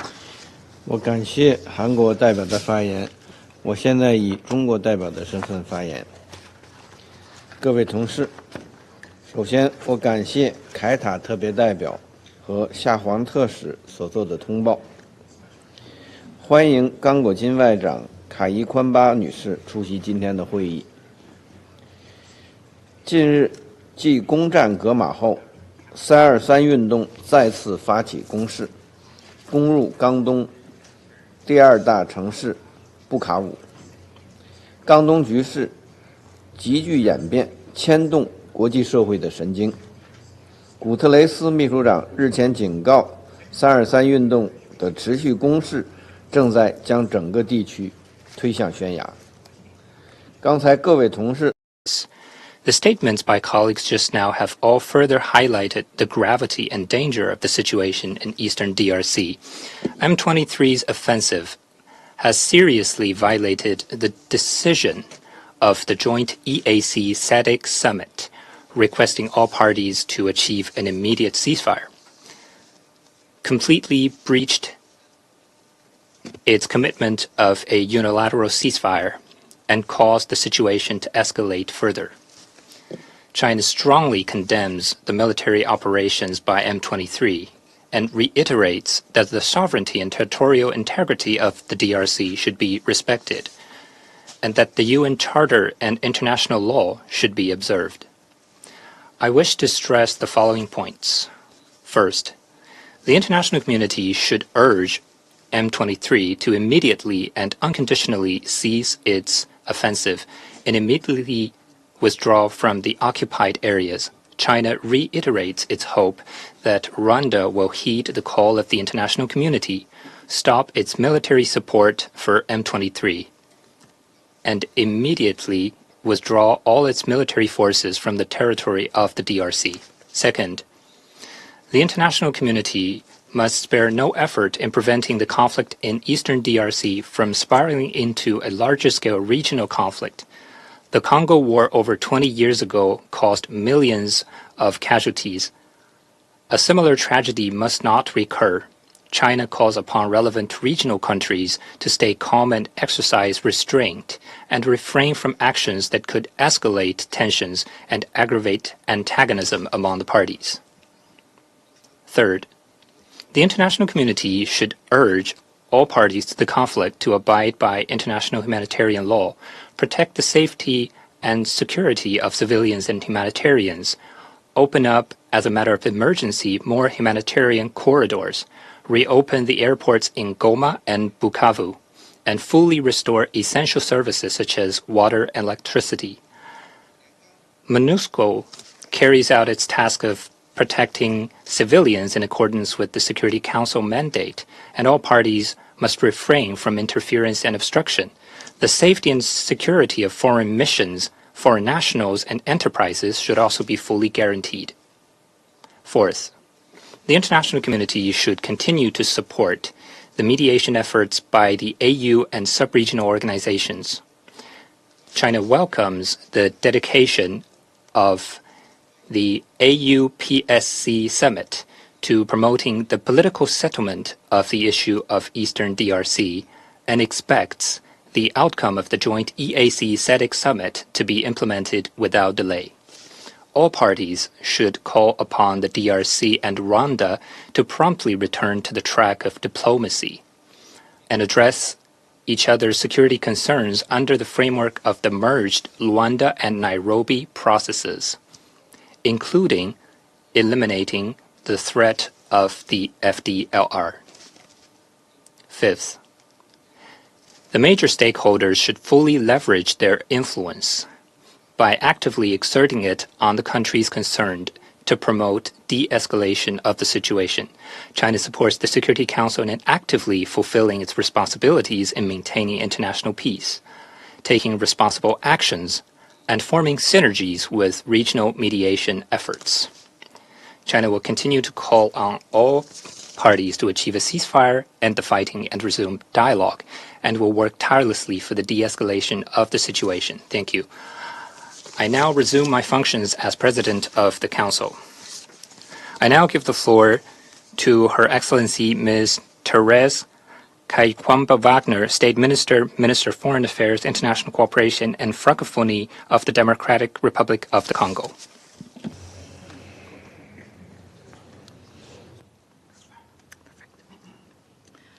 Monsieur le Président, Mr. President, Excellencies, Council members, I thank you for convening this third emergency meeting on the situation in Eastern DRC.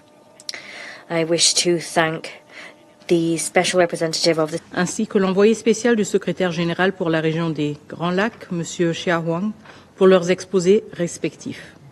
Je salue également la présence des représentants permanents des différents pays de la région des Grands Lacs ici présents. Le Rwanda prépare un carnage à ciel ouvert avec une brutalité qui rappelle les heures les plus sombres de notre histoire. Le 26 janvier, j'avais prévenu. Aujourd'hui, ces mots sont réalité.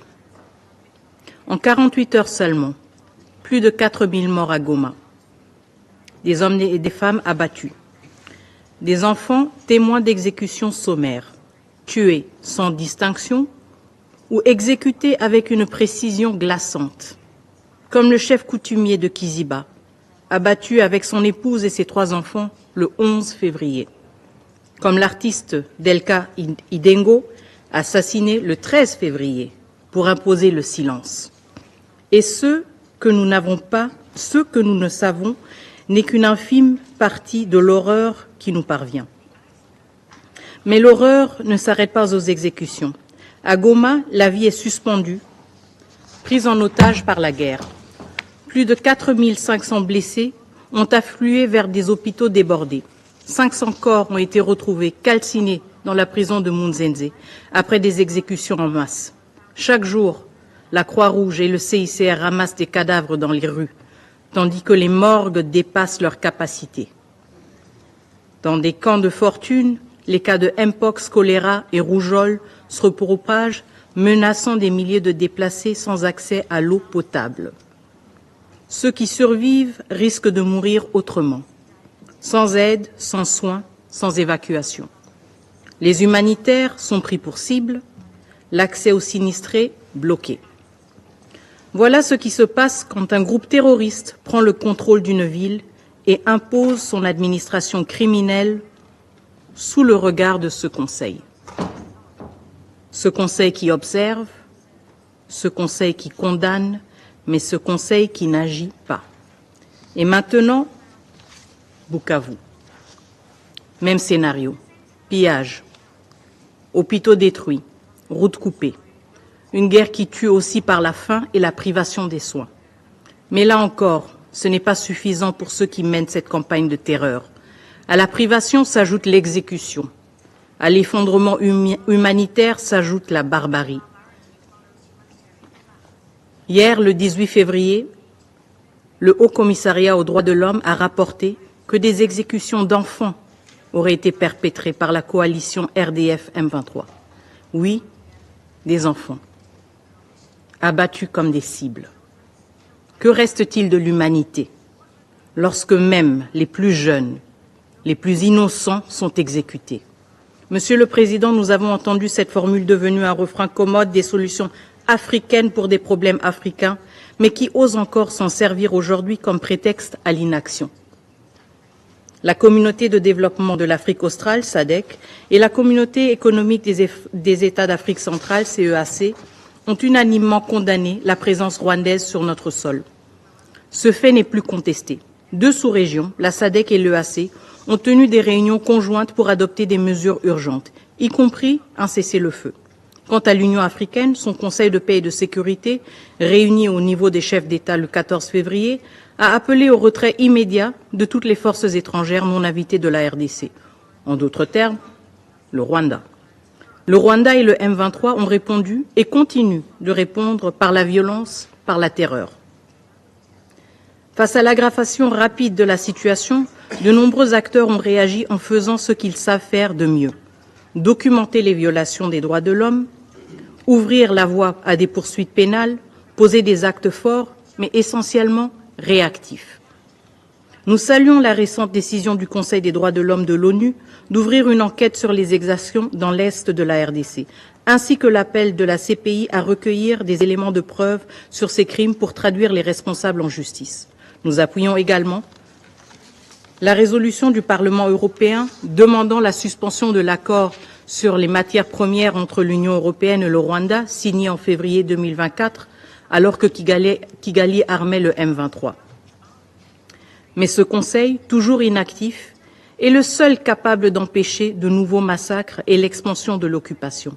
Il lui revient d'adopter des mesures robustes qui non seulement arrêtent les violences perpétrées par les troupes rwandaises et leurs supplétifs du M23, mais aussi mettent un coup d'arrêt au soutien d'un État membre de l'ONU à un groupe terroriste cherchant à renverser un gouvernement légitime et démocratiquement élu. Ce conflit ne se limite pas aux violences militaires, au pillage de nos ressources ou au déplacement, dépeuplement de nos territoires.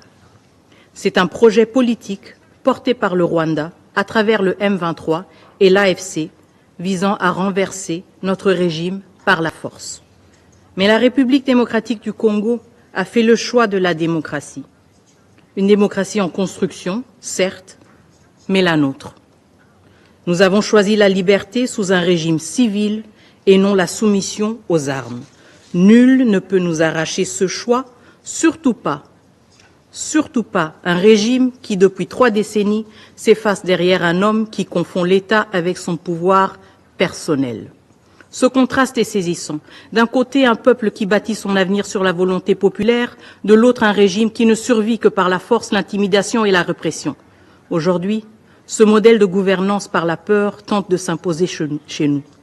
Ce n'est pas seulement une guerre pour un territoire, mais une guerre contre notre choix souverain d'un avenir différent. Le M23 et ses soutiens rwandais cherchent à imposer par les armes ce que les urnes ont rejeté. Mais le peuple congolais dit non. Un peuple dont l'âge moyen est de moins de 25 ans, un peuple marqué par la guerre et les promesses ajournées, mais qui refuse la loi des armes. Il veut choisir ses dirigeants dans les urnes et non sous la menace des canons.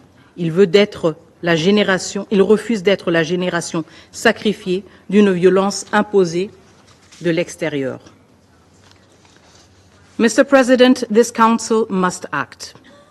It can no longer remain a silent witness to an unfolding tragedy, nor hide behind declarations of intent. The time for theoretical debates is over.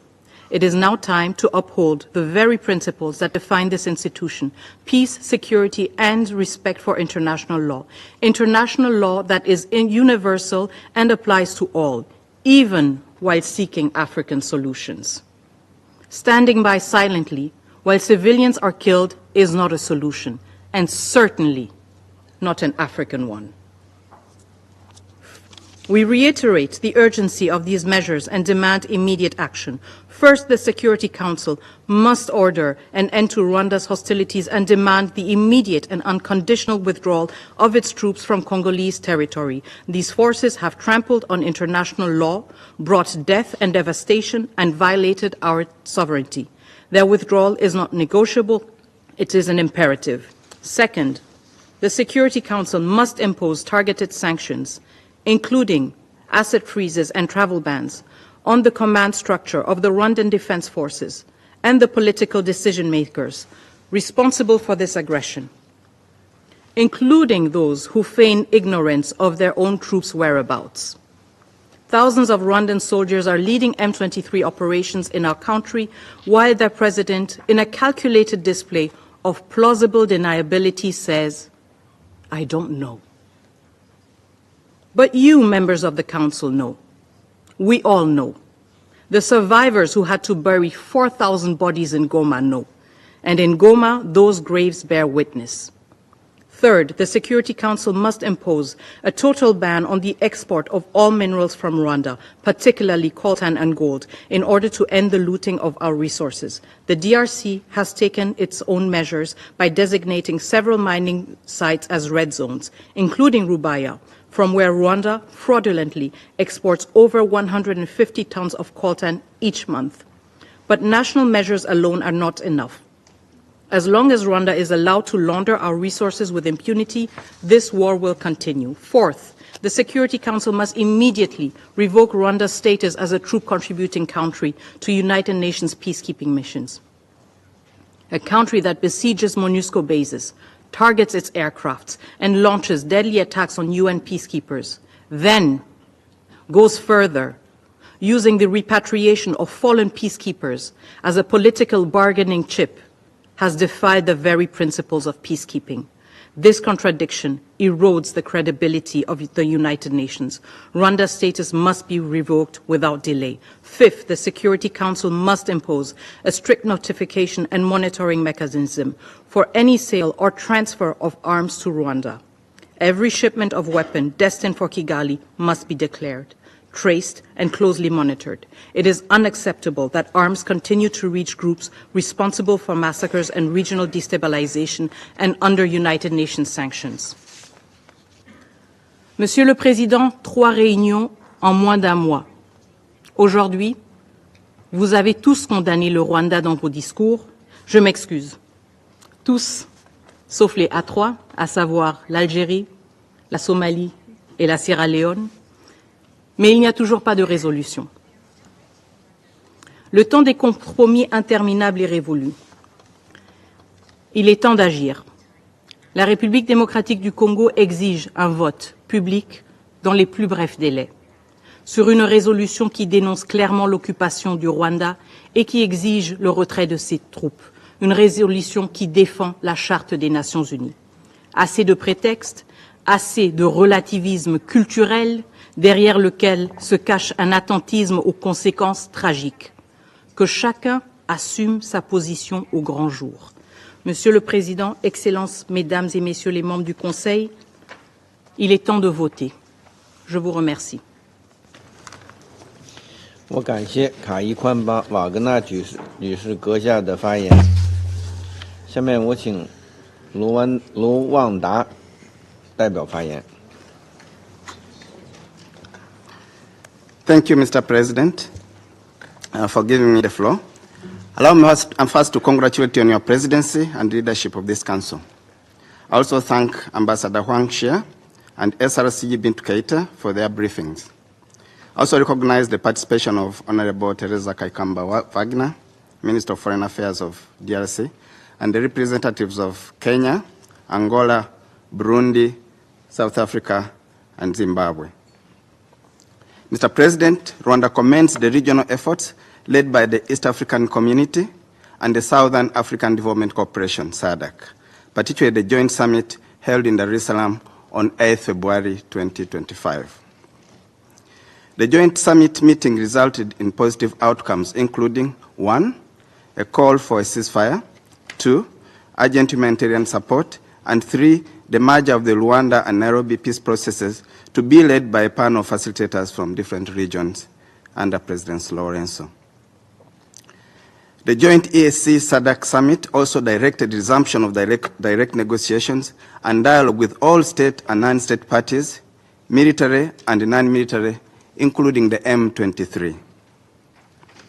These outcomes were endorsed by an extraordinary AU Peace and Security Council meeting at the head of state level, held on 14 February 2025, as well as the AU Assembly of Heads of State, held on 15th to 16th February 2025.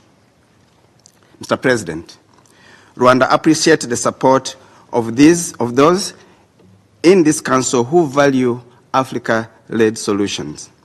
We remain fully engaged in these efforts and continue to support them with good faith and full commitment. However, we must condemn the actions of those, including a DRC, who undermine these efforts by lobbying Western capitals instead of engaging with African leadership and regional mechanisms. Despite the critical nature of the recent regional discussions, the DRC has consistently opted for virtual presence or outright disengagement in these key meetings.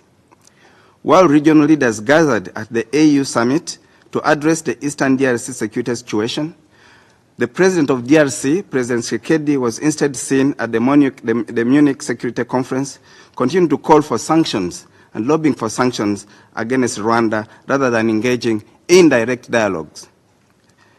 Other heads of state were sitting in Addis trying to find solutions to these problems. So the biggest beneficiary of these discussions could have been benefited by being in that room. I cannot emphasize this enough. African leadership must drive the resolution of this conflict. Failure to support regional solutions has exacerbated instability in the past. This is why Rwanda calls for the full endorsement of the AU-backed EAC-SADC joint summit outcomes. Furthermore, at the heart of this crisis is a dangerous alliance between the DRC government and external actors, mainly the FDR genocidal militia, who have fueled the ethnic rhetoric and enabled extremism to thrive for decades, but also the Burundian forces, the Sami DRC, as well as European mercenaries. Council members, instead of committing to inclusive dialogue, the DRC has consistently undermined regional mechanisms, pitted regional blocs against each other, disregarded ceasefires, refused dialogue with its own people, and escalated ethnic-based violence. Mr. President, Council members, since the fall of Goma, regional leaders have worked tirelessly to broker peace. Yet, the DRC government has responded by reinforcing its front lines with more troops and Burundian forces. This reckless militarization, coupled with state-sponsored incitement to violence, has created a lawless environment. The uncontrolled distribution of weapons has even led former DRC government-aligned militia to turn against Kinshasa. This we have always said, when a state actor proliferates and distributes weapons to negative armed groups, like the different Wazalendo groups, what you reap is chaos. And what we've seen in terms of the magnitude of loss of life caused by Wazalendo and all these young people who have been given thousands of weapons and mobilized and turned against each other, that's what we reap. Inflammatory statements from DRC officials, such as those made by the Honorable Minister in the previous Council meeting on the 29th January 2025, calling for, and I quote, the streets to take over, have worsened the situation. Indeed, soon after the Honorable Minister's foretelling in this Council, we observed cases of youth mobilization in 2 armed militia in South Kivu, led by known FARDC officers. Arming young civilians in an already unstable context is not only reckless, but an outright incitement to hatred and violence. And there is a lot of misinformation here. When FARDC forces were proliferating arms and including arming children, nobody talked about this. Nobody spoke. And now you see misinformation about execution of children. I repeat, the proliferation of arms by a state actor to negative armed groups, and there are over 250 armed groups documented in DRC. That is a recipe for disaster. And that's the disaster that we continue to see. Arms should be proliferated to designated trained officers and military officers. The situation has deteriorated to the point where we see a lot of humanitarian challenges. Rwanda cannot take the blame for the problems that DRC has faced endemically. As President Kagame stated in Addis Ababa, and I quote, "We have our own problems to deal with.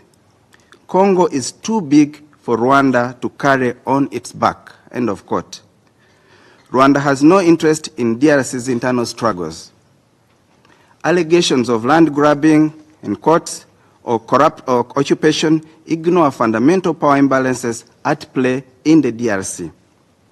Our sole priority has always been and will always remain the security of our borders and the stability of our nation.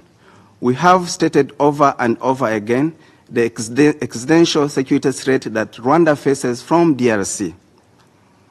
And these we take very seriously. Council members, Rwanda continues to welcome refugees fleeing the violence in the DRC, despite persistent calls from the DRC and its allies to impose sanctions on Rwanda. Ironically, among those crossing into Rwanda are the same security threats we have repeatedly warned this esteemed council about. On the 29th January, over 280 foreign mercenaries, along with over 100 Congolese soldiers, crossed into Rwanda territory, exposing the FARDC's long-standing use of foreign fighters with no reaction whatsoever from the international community.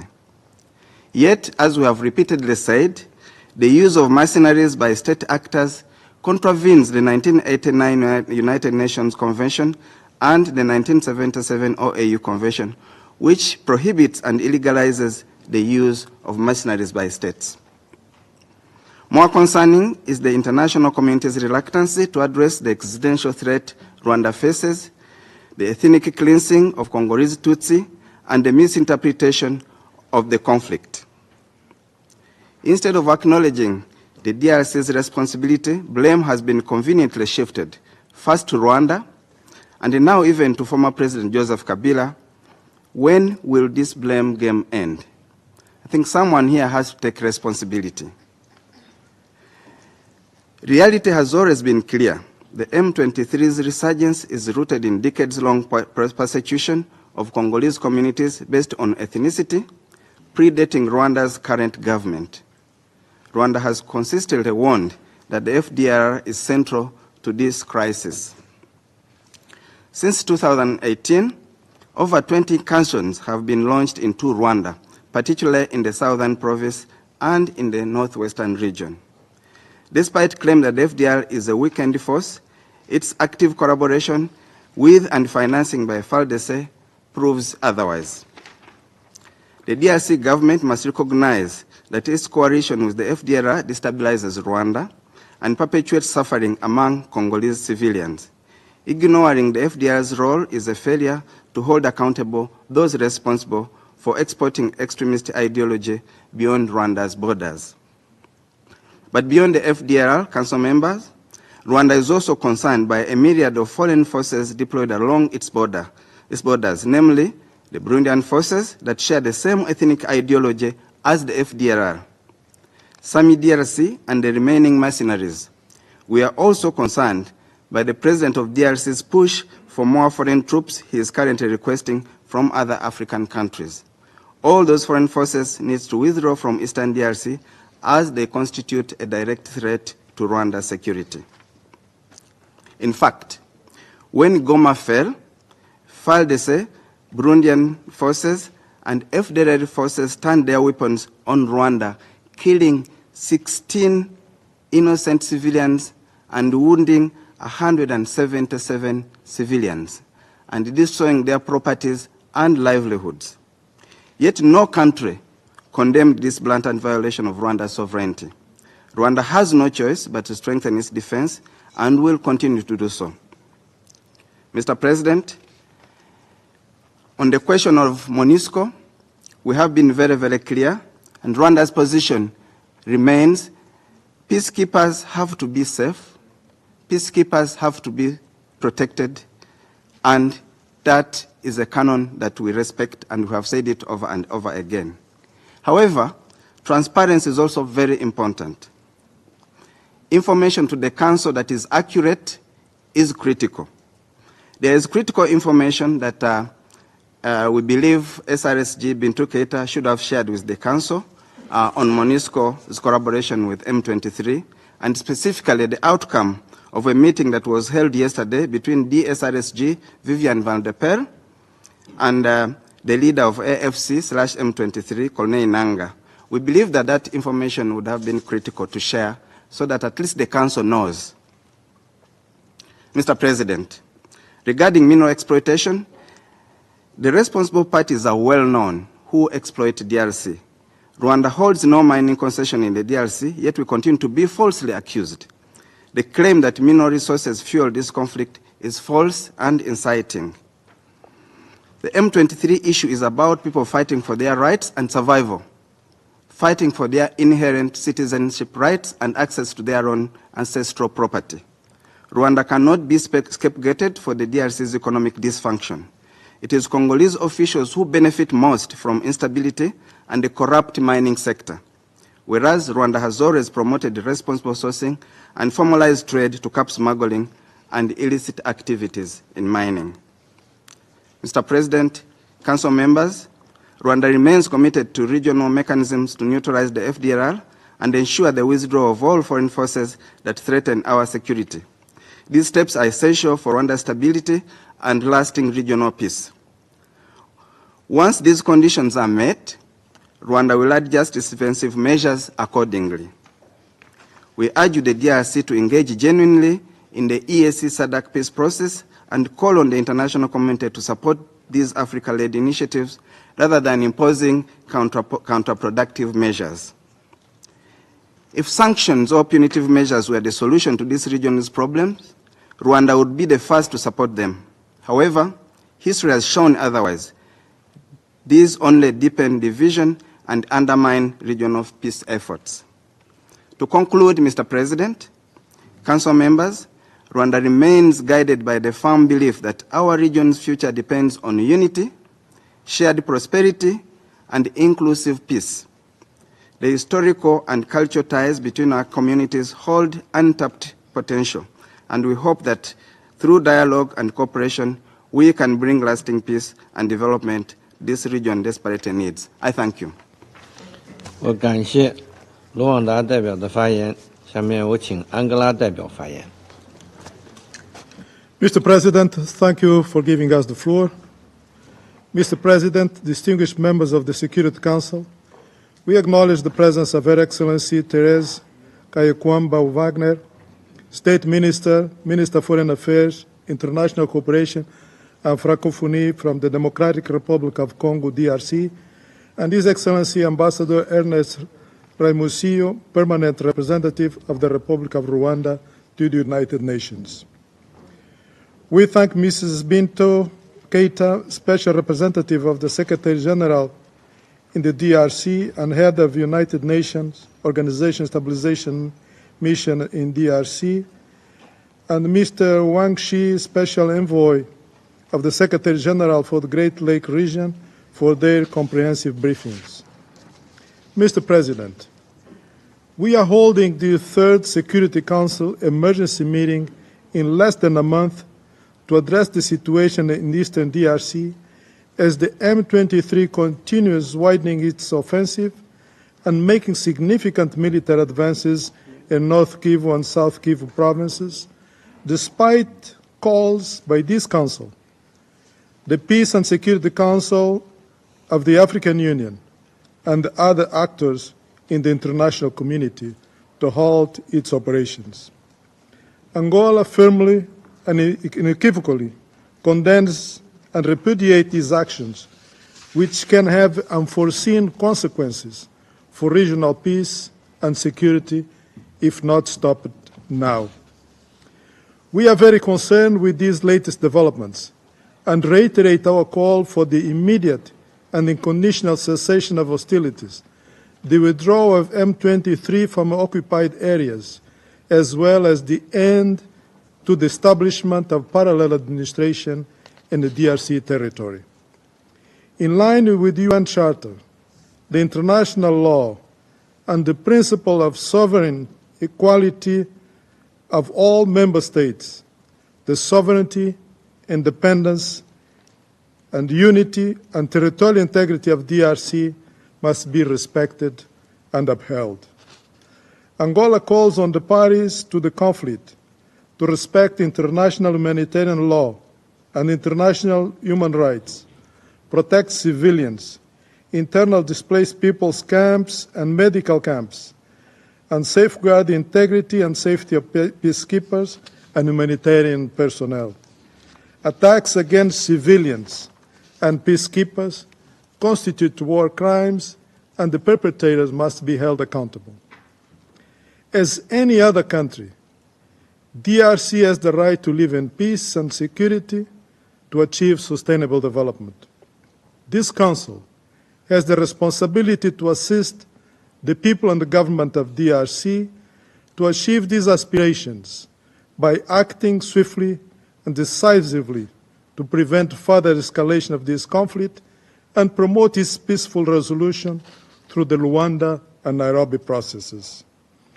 We call on the members of the Security Council to work expeditiously to adopt a resolution, namely urging the immediate and unconditional ceasefire and cessation of hostilities, and the peaceful resolution of the conflict through the Luanda and Nairobi processes, in line with the communiques of the Joint East African Community and SADC Summit of Heads of State and Government, convened on 8 February 2025, and the Peace and Security Council of the African Union meeting at the Heads of State and Government level, held on 14 February 2025. Mr. President, on 14 February, His Excellency João Manuel Gonçalves Lourenço, President of the Republic of Angola, who was mandated by the African Union as chair of the International Conference on the Great Lake region to ensure mediation of the crisis between DRC and Rwanda, presented a report to the Peace and Security Council of the African Union outlining his efforts to achieve peace to this protracted conflict. He stressed that the progress made under the Luanda process must be preserved and upheld, which include the declaration of ceasefire of 4 August 2024, the adoption of the harmonized plan for the neutralization of the FDLR and the disengagement force lifting of defense security measure by Rwanda, the adoption of the concept of operations, CONOPS, and the operationalization of the reinforced ad hoc verification mechanism. Please note that the only pending matter to finalize and consolidate the draft peace agreement proposed by the mediator is the divergency regarding the resolution of the M23 issue, which falls within the scope of the Nairobi process. It is important to emphasize that the M23 issue is not objectively and directly part of the Luanda process mandate, since it has always been understood that the matters relating to the different armed groups operating within DRC should be dealt with within the framework of the Nairobi process. His Excellency João Manuel Gonçalves Lourenço has reiterated time and time again that the conflict and security challenge in the eastern DRC have no military solution, and urged the parties to return to the negotiating table immediately. He continues making diplomatic efforts in favor of peace and stability in the DRC, now in a new and additional role as the chair of the African Union since 15 February 2025. At the sidelines of the Peace and Security Council meeting in Addis Ababa, Ethiopia, on 14 February, he met His Excellency Paul Kagame, President of the Republic of Rwanda, and yesterday in Luanda, Angola, he hosted His Excellency Felix Tshisekedi, President of the Democratic Republic of Congo, to discuss the way forward. We call on the international community and the Security Council to continue supporting the ongoing regional initiatives to enhance coordination, harmonization, and complementarity between Luanda and Nairobi process to promote African solutions to African problems.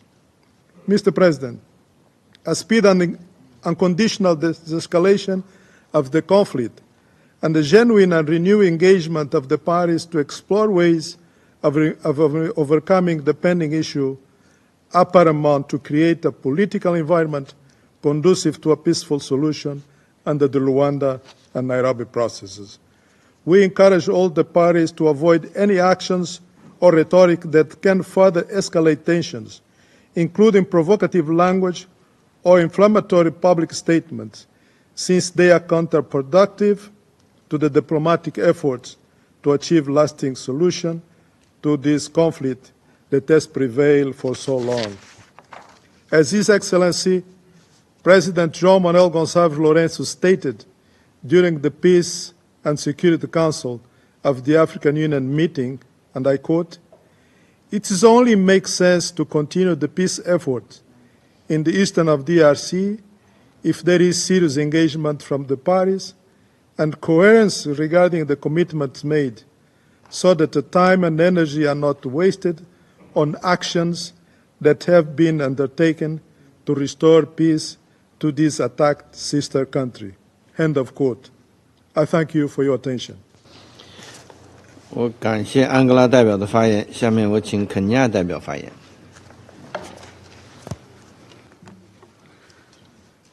Thank you, Mr. President. Mr. President, Kenya congratulates the People's Republic of China on assuming the presidency of the Security Council for the month of February and commends Algeria for its stewardship in January.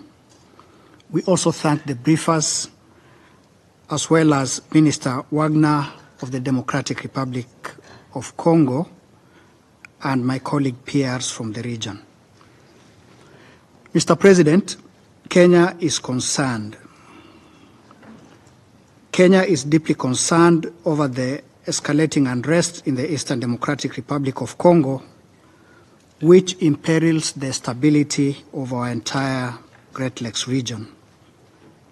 The loss of lives of civilians and peacekeepers and the displacement of persons that characterize the conflict compound the already dire humanitarian situation in Eastern DRC. We reiterate the call of the joint EAC-SADC summit for an immediate and unconditional cessation of hostilities by all the conflicting parties and the withdrawal of foreign actors from the DRC. The attendant effects of the unrest remain dire for the entire Great Lakes region.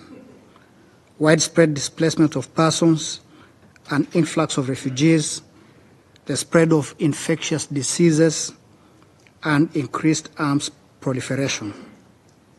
In addition, the threat of terrorism posed by ISIS DRC risks burgeoning as the group leverages the unrest to advance its nefarious activities.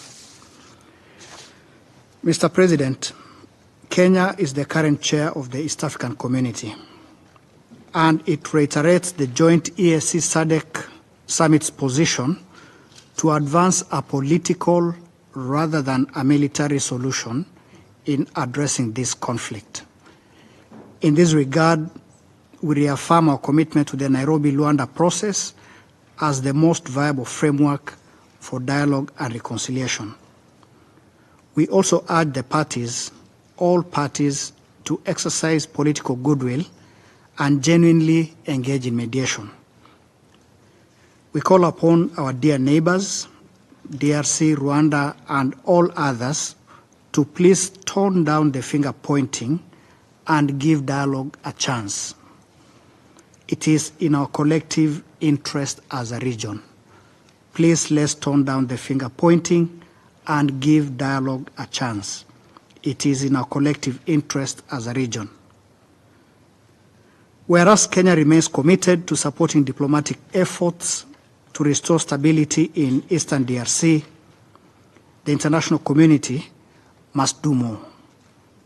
We therefore call upon this Council to act decisively to contain the prevailing unrest. We must put an end to the death and humanitarian suffering of local populations. UN agencies and other humanitarian organizations must be given unhindered access. On our part, Kenya remains committed to all efforts that will bring peace and stability, not just to Eastern DRC, but to the entire Great Lakes region. I thank you, Mr. President. 我感谢肯尼亚代表的发言，下面我请布隆迪代表发言。Merci, Monsieur le Président. Monsieur le Président, permettez-moi tout d'abord d'exprimer notre reconnaissance à la République populaire de Chine, qui assure la présidence de ce Conseil pour le mois de février, pour avoir convoqué cette troisième réunion en un mois sur la situation en République démocratique du Congo. Cette initiative témoigne de l'engagement de la République populaire de Chine envers la paix et la sécurité dans la région des Grands Lacs et son rôle de leadership au sein du Conseil de sécurité. Nous tenons à remercier Madame Bintou Keïta, représentante spéciale du secrétaire général des Nations Unies et chef de la MONUSCO, et M. Xia, envoyé spécial du secrétaire général des Nations Unies pour la région des Grands Lacs, pour leur présentation riche en informations sur la situation en RDC. Je tiens à saluer particulièrement Son Excellence Madame la ministre des Affaires étrangères de la RDC et les collègues qui sont ici présents.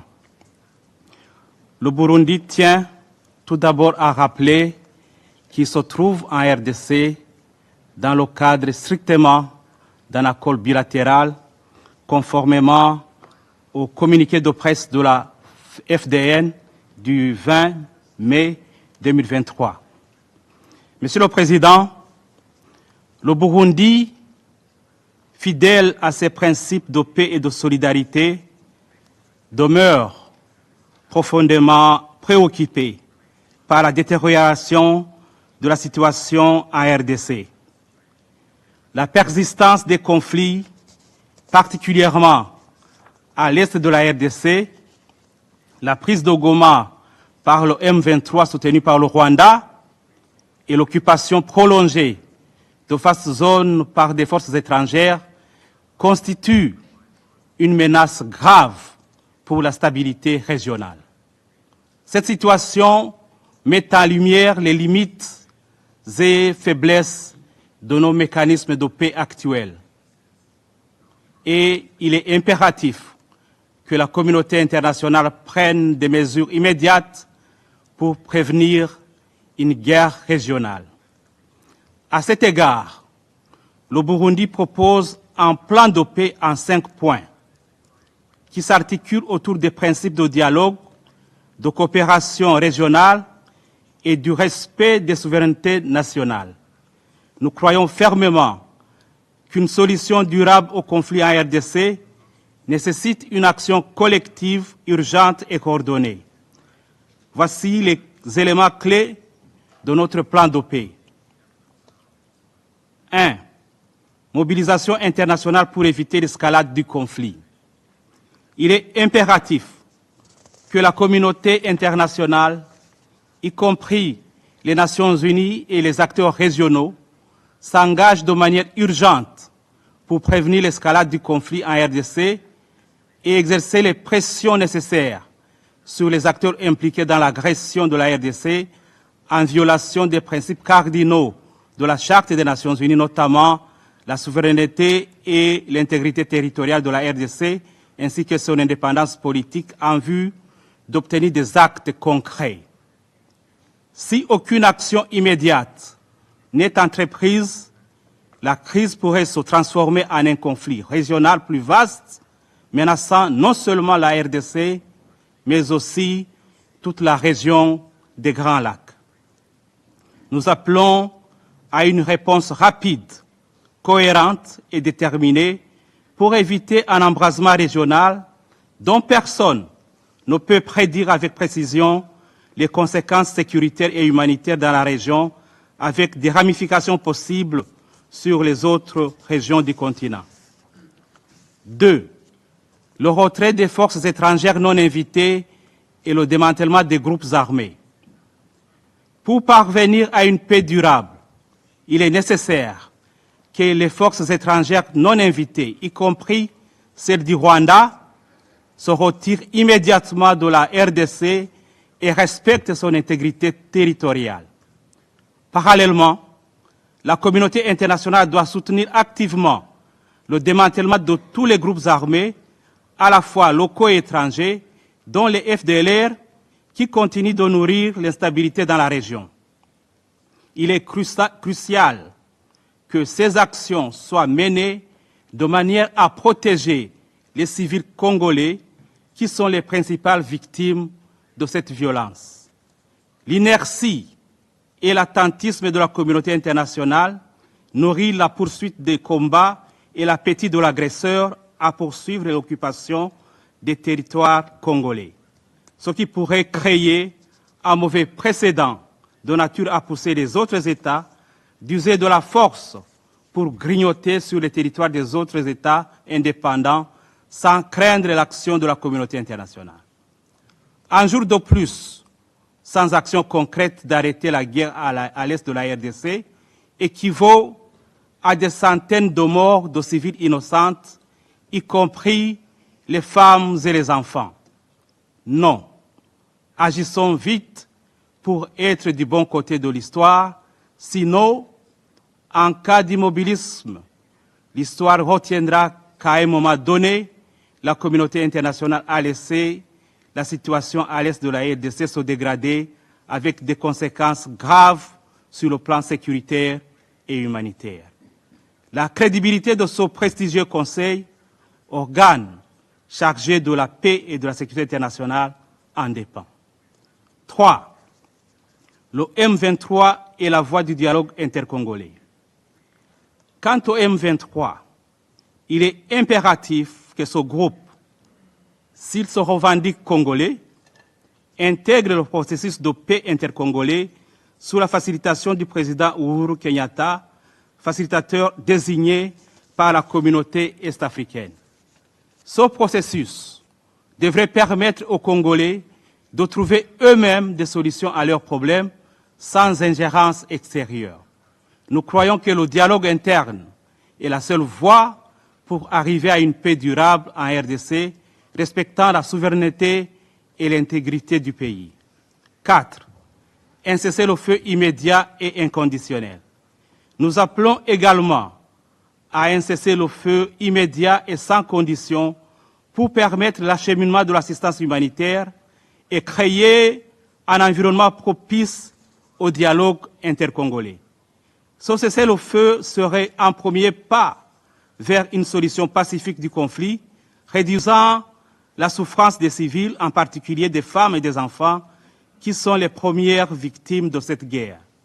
Une fois respecté, le cessez-le-feu permettra de favoriser un climat favorable au dialogue intercongolais et au retour des déplacés internes et aux réfugiés de retourner dans leur foyer et les élèves à l'école. 5. Renforcement des mécanismes régionaux et internationaux. Enfin, il est crucial de renforcer le Conseil de paix et de sécurité de l'Union africaine et d'assurer un financement suffisant pour les opérations de paix en Afrique. Le Burundi plaide également pour une accélération de l'opérationnalisation de la force africaine en attente afin de permettre à l'Afrique de répondre efficacement à ses propres crises. Une coopération renforcée entre l'Union africaine, les Nations unies et les acteurs régionaux est essentielle pour garantir une réponse cohérente et efficace face à ces défis. Monsieur le Président, le Burundi réaffirme son engagement envers la paix et la stabilité en RDC et dans la région des Grands Lacs. Nous croyons fermement que seule une action collective et une coopération internationale renforcée permettront de surmonter les défis auxquels la RDC est confrontée. Nous appelons tous les membres du Conseil de sécurité à soutenir ce plan de paix dans un esprit de solidarité et de responsabilité partagée pour garantir un avenir pacifique et prospère pour tous les peuples de la région. En définitive, le Burundi, comme beaucoup de pays africains, soutient le projet de résolution REV 2 en circulation sur la RDC dans sa version actuelle et appelle tous les membres du Conseil de sécurité et tout particulièrement, je dis bien tout particulièrement les A3, à savoir l'Algérie, la Sierra Leone et la Somalie, de le soutenir pour respecter le souhait de l'écrasante majorité d'Africains qui condamnent la violation flagrante de la souveraineté et de l'intégrité territoriale de la RDC. Aucun pays, aucun peuple ne souhaiterait que son territoire et sa souveraineté soient violés au grand jour, au vu et au su de tout le monde. Je vous remercie, Monsieur le Président. 我感谢布隆迪代表的发言，下面我请南非代表发言。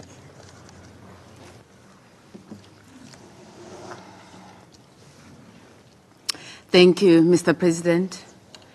We wish to once again congratulate the People's Republic of China on assuming the presidency of the Council for the month of February. We thank Special Representative Bintu Keita and Special Envoy Huang Xia for their important briefings. And we acknowledge the presence of Minister of Foreign Affairs of the DRC, Her Excellency Ms. Teresa Kaikwamba Wagner.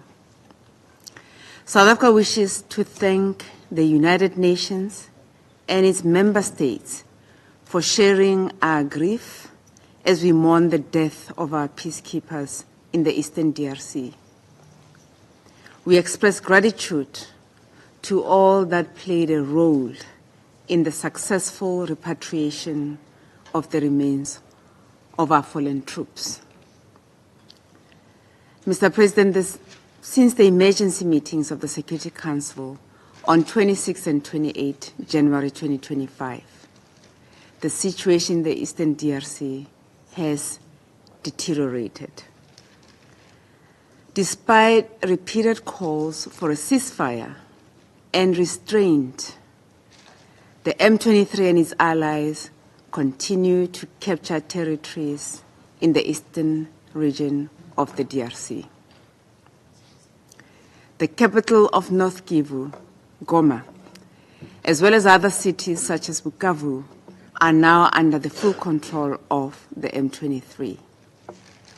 The supply of electricity, water, humanitarian aid and communication networks have been disrupted, putting the lives of many injured and the displaced communities at high risk. Mr. President, the recent African Union Summit reiterated the need for all of the parties to the conflict to engage in negotiations towards a sustainable political solution. This decision reinforces the outcomes of the seminal joint summit of the East African Community, the EAC, and the South African Development Community, SADC. We believe that the measure of the Luanda and Nairobi processes, as decided by the joint summit, is prudent for a harmonized and coherent approach to dealing with the prevailing situation in Eastern DRC. Both processes must prioritize, as a matter of urgency, addressing the proliferation and activities of armed groups. All illegal armed groups and uninvited armed forces from neighboring countries are an obstacle to peace and stability in the entire region. All key actors must demonstrate political will to put an end to the crisis. For this reason, South Africa strongly urges all parties to the conflict to engage in de-escalation efforts, confidence-building measures, and fulfill the already agreed terms of the Luanda process. This includes an immediate ceasefire, the implementation of the harmonization plan for the neutralization of the FDLR, the disengagement of foreign forces in the territory of the DRC, and for all parties to participate fully in the ad hoc verification mission monitoring the ceasefire. Alongside the ongoing political process, all parties must ensure that humanitarian efforts are unimpeded and essential services are restored in Goma and other affected areas.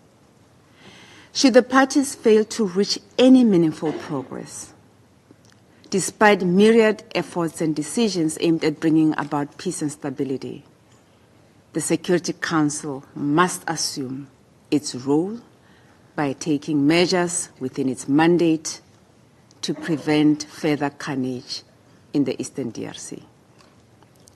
The situation in the Eastern DRC requires a set of immediate measures to mitigate further death and suffering, and to end the capture and control of territory by the M23 and its allies. In this context, we look forward to this Council adopting the draft resolution before it, and hope that it will help with the immediate cessation of hostilities and aid the political process. In conclusion, Mr. President, for the African continent to prosper, we need to truly silence the guns and harness our collective efforts towards development-focused solutions to prolonged challenges. Together, let us make a paradigm shift from the battlegrounds of war to the corridors of diplomacy and seek solutions through compromise above the rigid ideologies of war that often seek absolute victories. History has taught us that absolute victories in war are hollow and simply allow for the continuation of conflict in different forms, often for decades to come. The parties to the conflict must choose peace and negotiate in good faith, with lasting peace as the ultimate prize for the sake of the future of the DRC, the Great Lakes region, and Africa as a whole. I thank you. 我感谢南非代表的发言，下面我请津巴布韦代表发言。Thank you, Mr. President. Zimbabwe appreciates the briefings provided today and welcomes the presence of the Minister of Foreign Affairs, International Cooperation and La Francophonie of the Democratic Republic of Congo, Her Excellency Therese Kaikwamba Wagner. The security situation in the Eastern DRC remains a matter of grave concern. That is why our region has devoted significant time and resources to addressing this crisis, recognizing its far-reaching implications for peace, stability, and development, not only in the DRC, but across the broader Great Lakes region. Indeed, some of our SADC citizens have made the ultimate sacrifice in pursuit of peace in the DRC. Recent high-level engagements underscore the urgency of the situation the SADC Extraordinary Summit on 31 January 2025, followed by the joint SADC-EAC Summit on 8 February 2025, and the African Union Peace and Security Council Summit on 14 February 2025, all reaffirm the importance of African-led solutions. These efforts reflect the principle of subsidiarity. Mr. President, the principal responsibility for maintaining international peace and security rests with the United Nations Security Council. We therefore urge the Council to align its actions with the decisions and recommendations of African-led initiatives. Strengthening these regional mechanisms will ensure a more coordinated, effective, and contextually relevant response. Zimbabwe calls for support to ongoing regional efforts, particularly within the frameworks of the Luanda and Nairobi processes. These initiatives are essential in addressing the escalating insecurity fueled by the insurgencies of M23 and other armed groups. In that regard, Zimbabwe welcomes the ongoing negotiations on the Security Council draft resolution. We hope that its adoption will complement regional efforts to achieve a peaceful solution to the conflict, and we hope that this will happen without any further delay. My delegation wishes to highlight 5 further priorities essential for restoring peace and stability in the DRC. 1, immediate cessation of hostilities and an unconditional ceasefire. Without an immediate and sustained ceasefire, the sovereignty and territorial integrity of the DRC will remain under threat with dire consequences for regional security. 2, withdrawal of M23 and its allies from captured territories, including Goma and Bukavu. 3, withdrawal of all foreign forces present in the DRC without invitation, including from neighboring countries. 4, protection of civilians and facilitation of humanitarian assistance. The ongoing conflict has inflicted untold suffering, leading to widespread displacement and humanitarian distress. It is imperative that humanitarian assistance reaches those most in need, while humanitarian actors are guaranteed a safe and secure environment to undertake their work. 5, ending the illicit exploitation and trafficking of natural resources. Addressing this root cause of conflict is critical to breaking the cycle of violence and fostering sustainable development in the DRC. Further, Zimbabwe strongly condemns attacks against UN peacekeepers and regional troops, which constitute violations of international law and may amount to war crimes. We denounce assault on SAMI DRC forces whose deployment was endorsed by the African Union Peace and Security Council in March 2024. Ensuring their safety is paramount. Mr. President, the Security Council must recognize that African-led peace processes offer the most viable path to a lasting solution in the DRC. Supporting the full implementation and harmonization of the Luanda-Nairobi processes is key to restoring stability. We therefore urge the Council to reinforce these mechanisms and ensure that its interventions align and support these efforts. I thank you, Mr. President.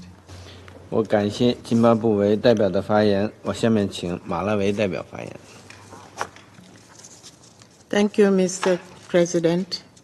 Allow me first to congratulate China for assuming the chairmanship of the Security Council for the month. I'd like to thank the Honorable Minister of Foreign Affairs and International Affairs, Cooperation and the Francophone of DRC, Excellencies, distinguished members of the Council. The Republic of Malawi, as a committed member of the African Union and the Southern African Development Community, SADC, is joining shared concerns as advocated by the International Conference on the Great Lakes region, the Eastern African Community, the Economic Community of the Central African States, and other regional and international bodies, and is deeply concerned with the deteriorating security and humanitarian situation in the Eastern Democratic Republic of Congo. The ongoing offensive in both North Kivu and South Kivu, particularly involving the M23 supported by Rwanda, which has resulted in significant civilian suffering and regional instability. The Republic of Malawi stands in solidarity with the regional and international bodies and supports all efforts aimed at restoring peace, security, and stability in the region. The Republic of Malawi recognizes the complex and multifaceted nature of the conflict in the Eastern DRC and wish to emphasize the importance of a collaborative and inclusive approach to resolving the crisis. We commend the efforts of the African Union, the Eastern African Community, the Economic Community of the Central African States, the ICGLR, and SADC in addressing the situation and working towards sustainable peace. The Republic of Malawi fully supports the resolution aimed at restoring peace in Eastern DRC and echoes the call for all parties to engage in dialogue, cease hostilities, and prioritize the protection of civilians because one death is a life too many to lose. As a party to various regional and international peace instruments, the Republic of Malawi reaffirms its commitment to supporting initiatives that promote peace, security, and development in the Great Lakes region. We urge all stakeholders to work together in a spirit of cooperation and mutual respect to address the root causes of the conflict and ensure a peaceful environment for all. Malawi stands ready to contribute to these efforts and to support all parties' strong desire to pursue long-lasting peace in DRC. This is why Malawi has never hesitated to assist in such situations as a moral obligation. The Republic of Malawi is very concerned about reports of serious violations of international humanitarian law and human rights abuses by armed groups in DRC, including claims of high levels of sexual and gender-based violence.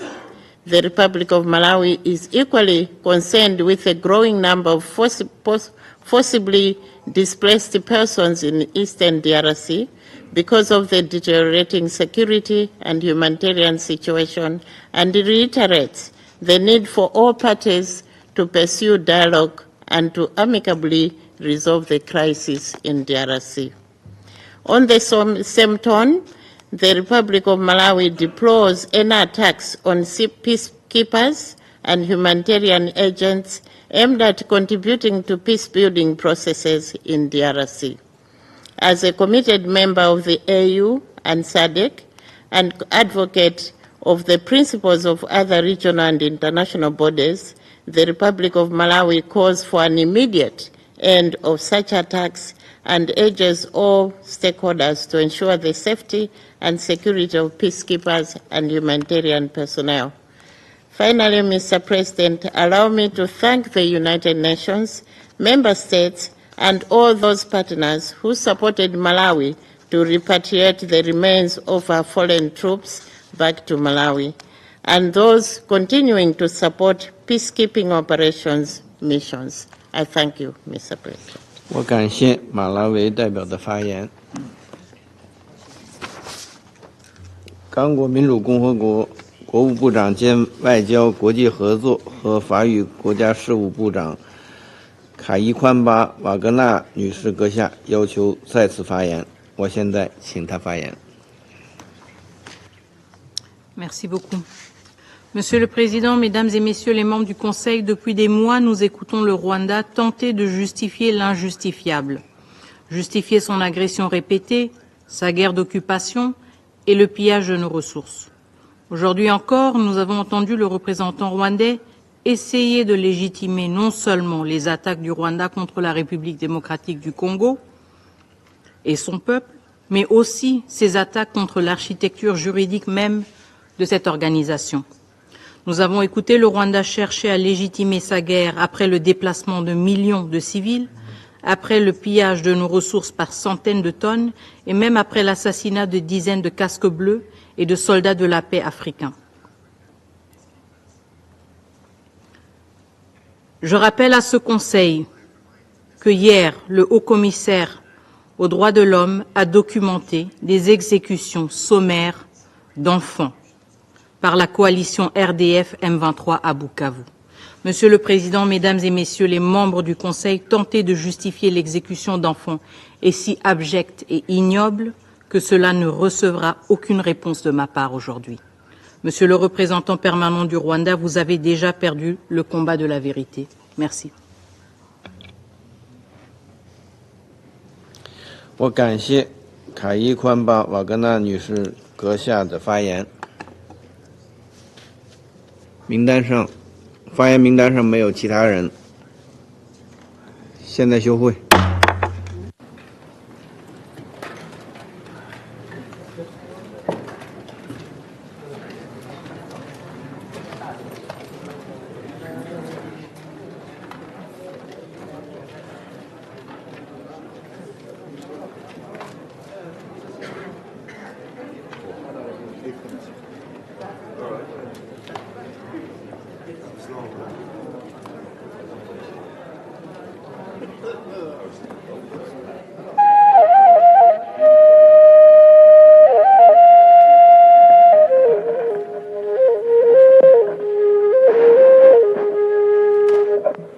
impyisi mahome impyisi nahetse gisa wapfuye yarihuse yariwe n'imbwa isirebera bunyenyezi bye nabayingana n'iyo nkubiri murabyumva gisa wapfuye yarihuse agahinda kanjye wabana kumva gukora imyaka ntarya naryama impyisi mahome impyisi nahetse kanyitura kurya wo mbyara gatuna mbwene n'akandoye ubu zagasabo hacura intimba u Rwanda rwose ruraboroga intero twaje ari Nyamirambo igihugu cyose turarurwana miyove yose na za Nyacyonga iyo zabatsinda na za Gasanze Kagugu yose Gisozi nuko iyo Nyamijose ndi kuwareba nitwarutashye imvugo idahwitse impyisi mahome impyisi nahetse impyisi biye ubwirinanura iti nshyira hasi njye mu rugwiro umuhutu nsanga waragatuye ndetse n'umututsi ugihumeka nzabateranya barabanye abo baranywanye inyana n'imweru n'imico myinshi barayihuje ibyo ku rucunshu bibaye inziko ubwo mwana yinca babaye umwanda tubyina insinzi abacu bashize abandi igihugu bagihunze tubyina tuzi ko twibohoye kandi twiboshya kandoye Imana ubundi yabaga iwacu ubushitani yararutashye Mana data waremye umuntu waremye benshi waremye byinshi menye ujye unicuza aho wahombye mbarimo mbazi mbara ubukeye nzaba ndurana nzaba mbarirwa amazina nkayagira inkomoko turi mu kaga kanagahinda uvuze yuko nyirinza apfuye si uwo mwishe si we gitera ubutumwa nk'ubu mu buhe bose abahanuzi nimuki twumva rwa bujindiri turamuzi mu buhanuzi bwa magayano uzaza ashaka kumara abantu rwa bujindiri rudahaga wariye imfubya dutera intimba ubu nta muturanyi twatabaza izina wubatse urya nka ngunda ko mbona ugundira n'iby'abantu b'imahanga ukamwita umwanzi bakwitaga inyangarwanda ubarushisha iki kutabihakana ngo turahunabona aho guhaha imitungo myinshi ubu yiswe iyawe impyisi mahoma impyisi nahetse ngo ni imitungo itagira beneyo impyisi mahoma irya ntihage impyisi mahoma irya ntihage imariye abana aho tutwatutsi narayihetse njye ndundarunda umuruho wanjye ukube zero ubupfura mu nda bwo buri hehe ibi bifu byanyu ko bitanahaga murya akaribwa n'akataribwa inda nini zanyu zimaze abantu ntimunakigira ku mateka yatubasa ubugome nk'ubu ndanababwira muryana inzara narababwiye ndabasubiye nimudasenyera hamwe ubundi nk'utu twatutsi ubutatu bwacu nibuduhuze duhashye umwanzi ukugana nyote umuha icyanyu utarinze kwitegereza izuru ibi byaje mwize kuronda amoko ubwo mwe pfundo niwo musingi wo kwigobotura ishyano nk'iri ko mvuga nk'ibyo mukandya inzara impyisi se nk'iyo muhetsi y'iki ko ari mahome isigaje mwebwe ubu mbahanuye ubupfapfa bwanyu bumbaye umwanzi muzampiga mushege rero sinjye gitera sinjye watwaye Kizito mwumva mupende cyangwa se Rwigara ibi mbona nawe ni nabyo ureba inzozi ziteye uko usinzizi sinjye Karosi sinjye uzi byinshi njye ndi umuhanzi w'umuhanuzi abasaza b'ubu nabo ni ntabo mpemuke ndamukubu ihawe ijambo ese abo mu rungano bo n'ibandi bo mu nyangire yahawe ijambo ubu mvuze nk'ibu ubu ninjye mwanzi igihugu cyose gihanze amaso njye ngurugunzu niho nkomoko ugeze ku cyo mubugani wacu ingingimira ngira ni ntayo mvoma hafi sinishira aba basare barimo ingona aba bana buzuye mu mihanda ibyabo basigiwe na base birimo abandi ngabo z'umwama batazi koga baragatoye kuko aya mazi si yayandi babasare barimo ingona impyisi mu bana impyisi mu banjye impyisi na hesi impyisi mahuma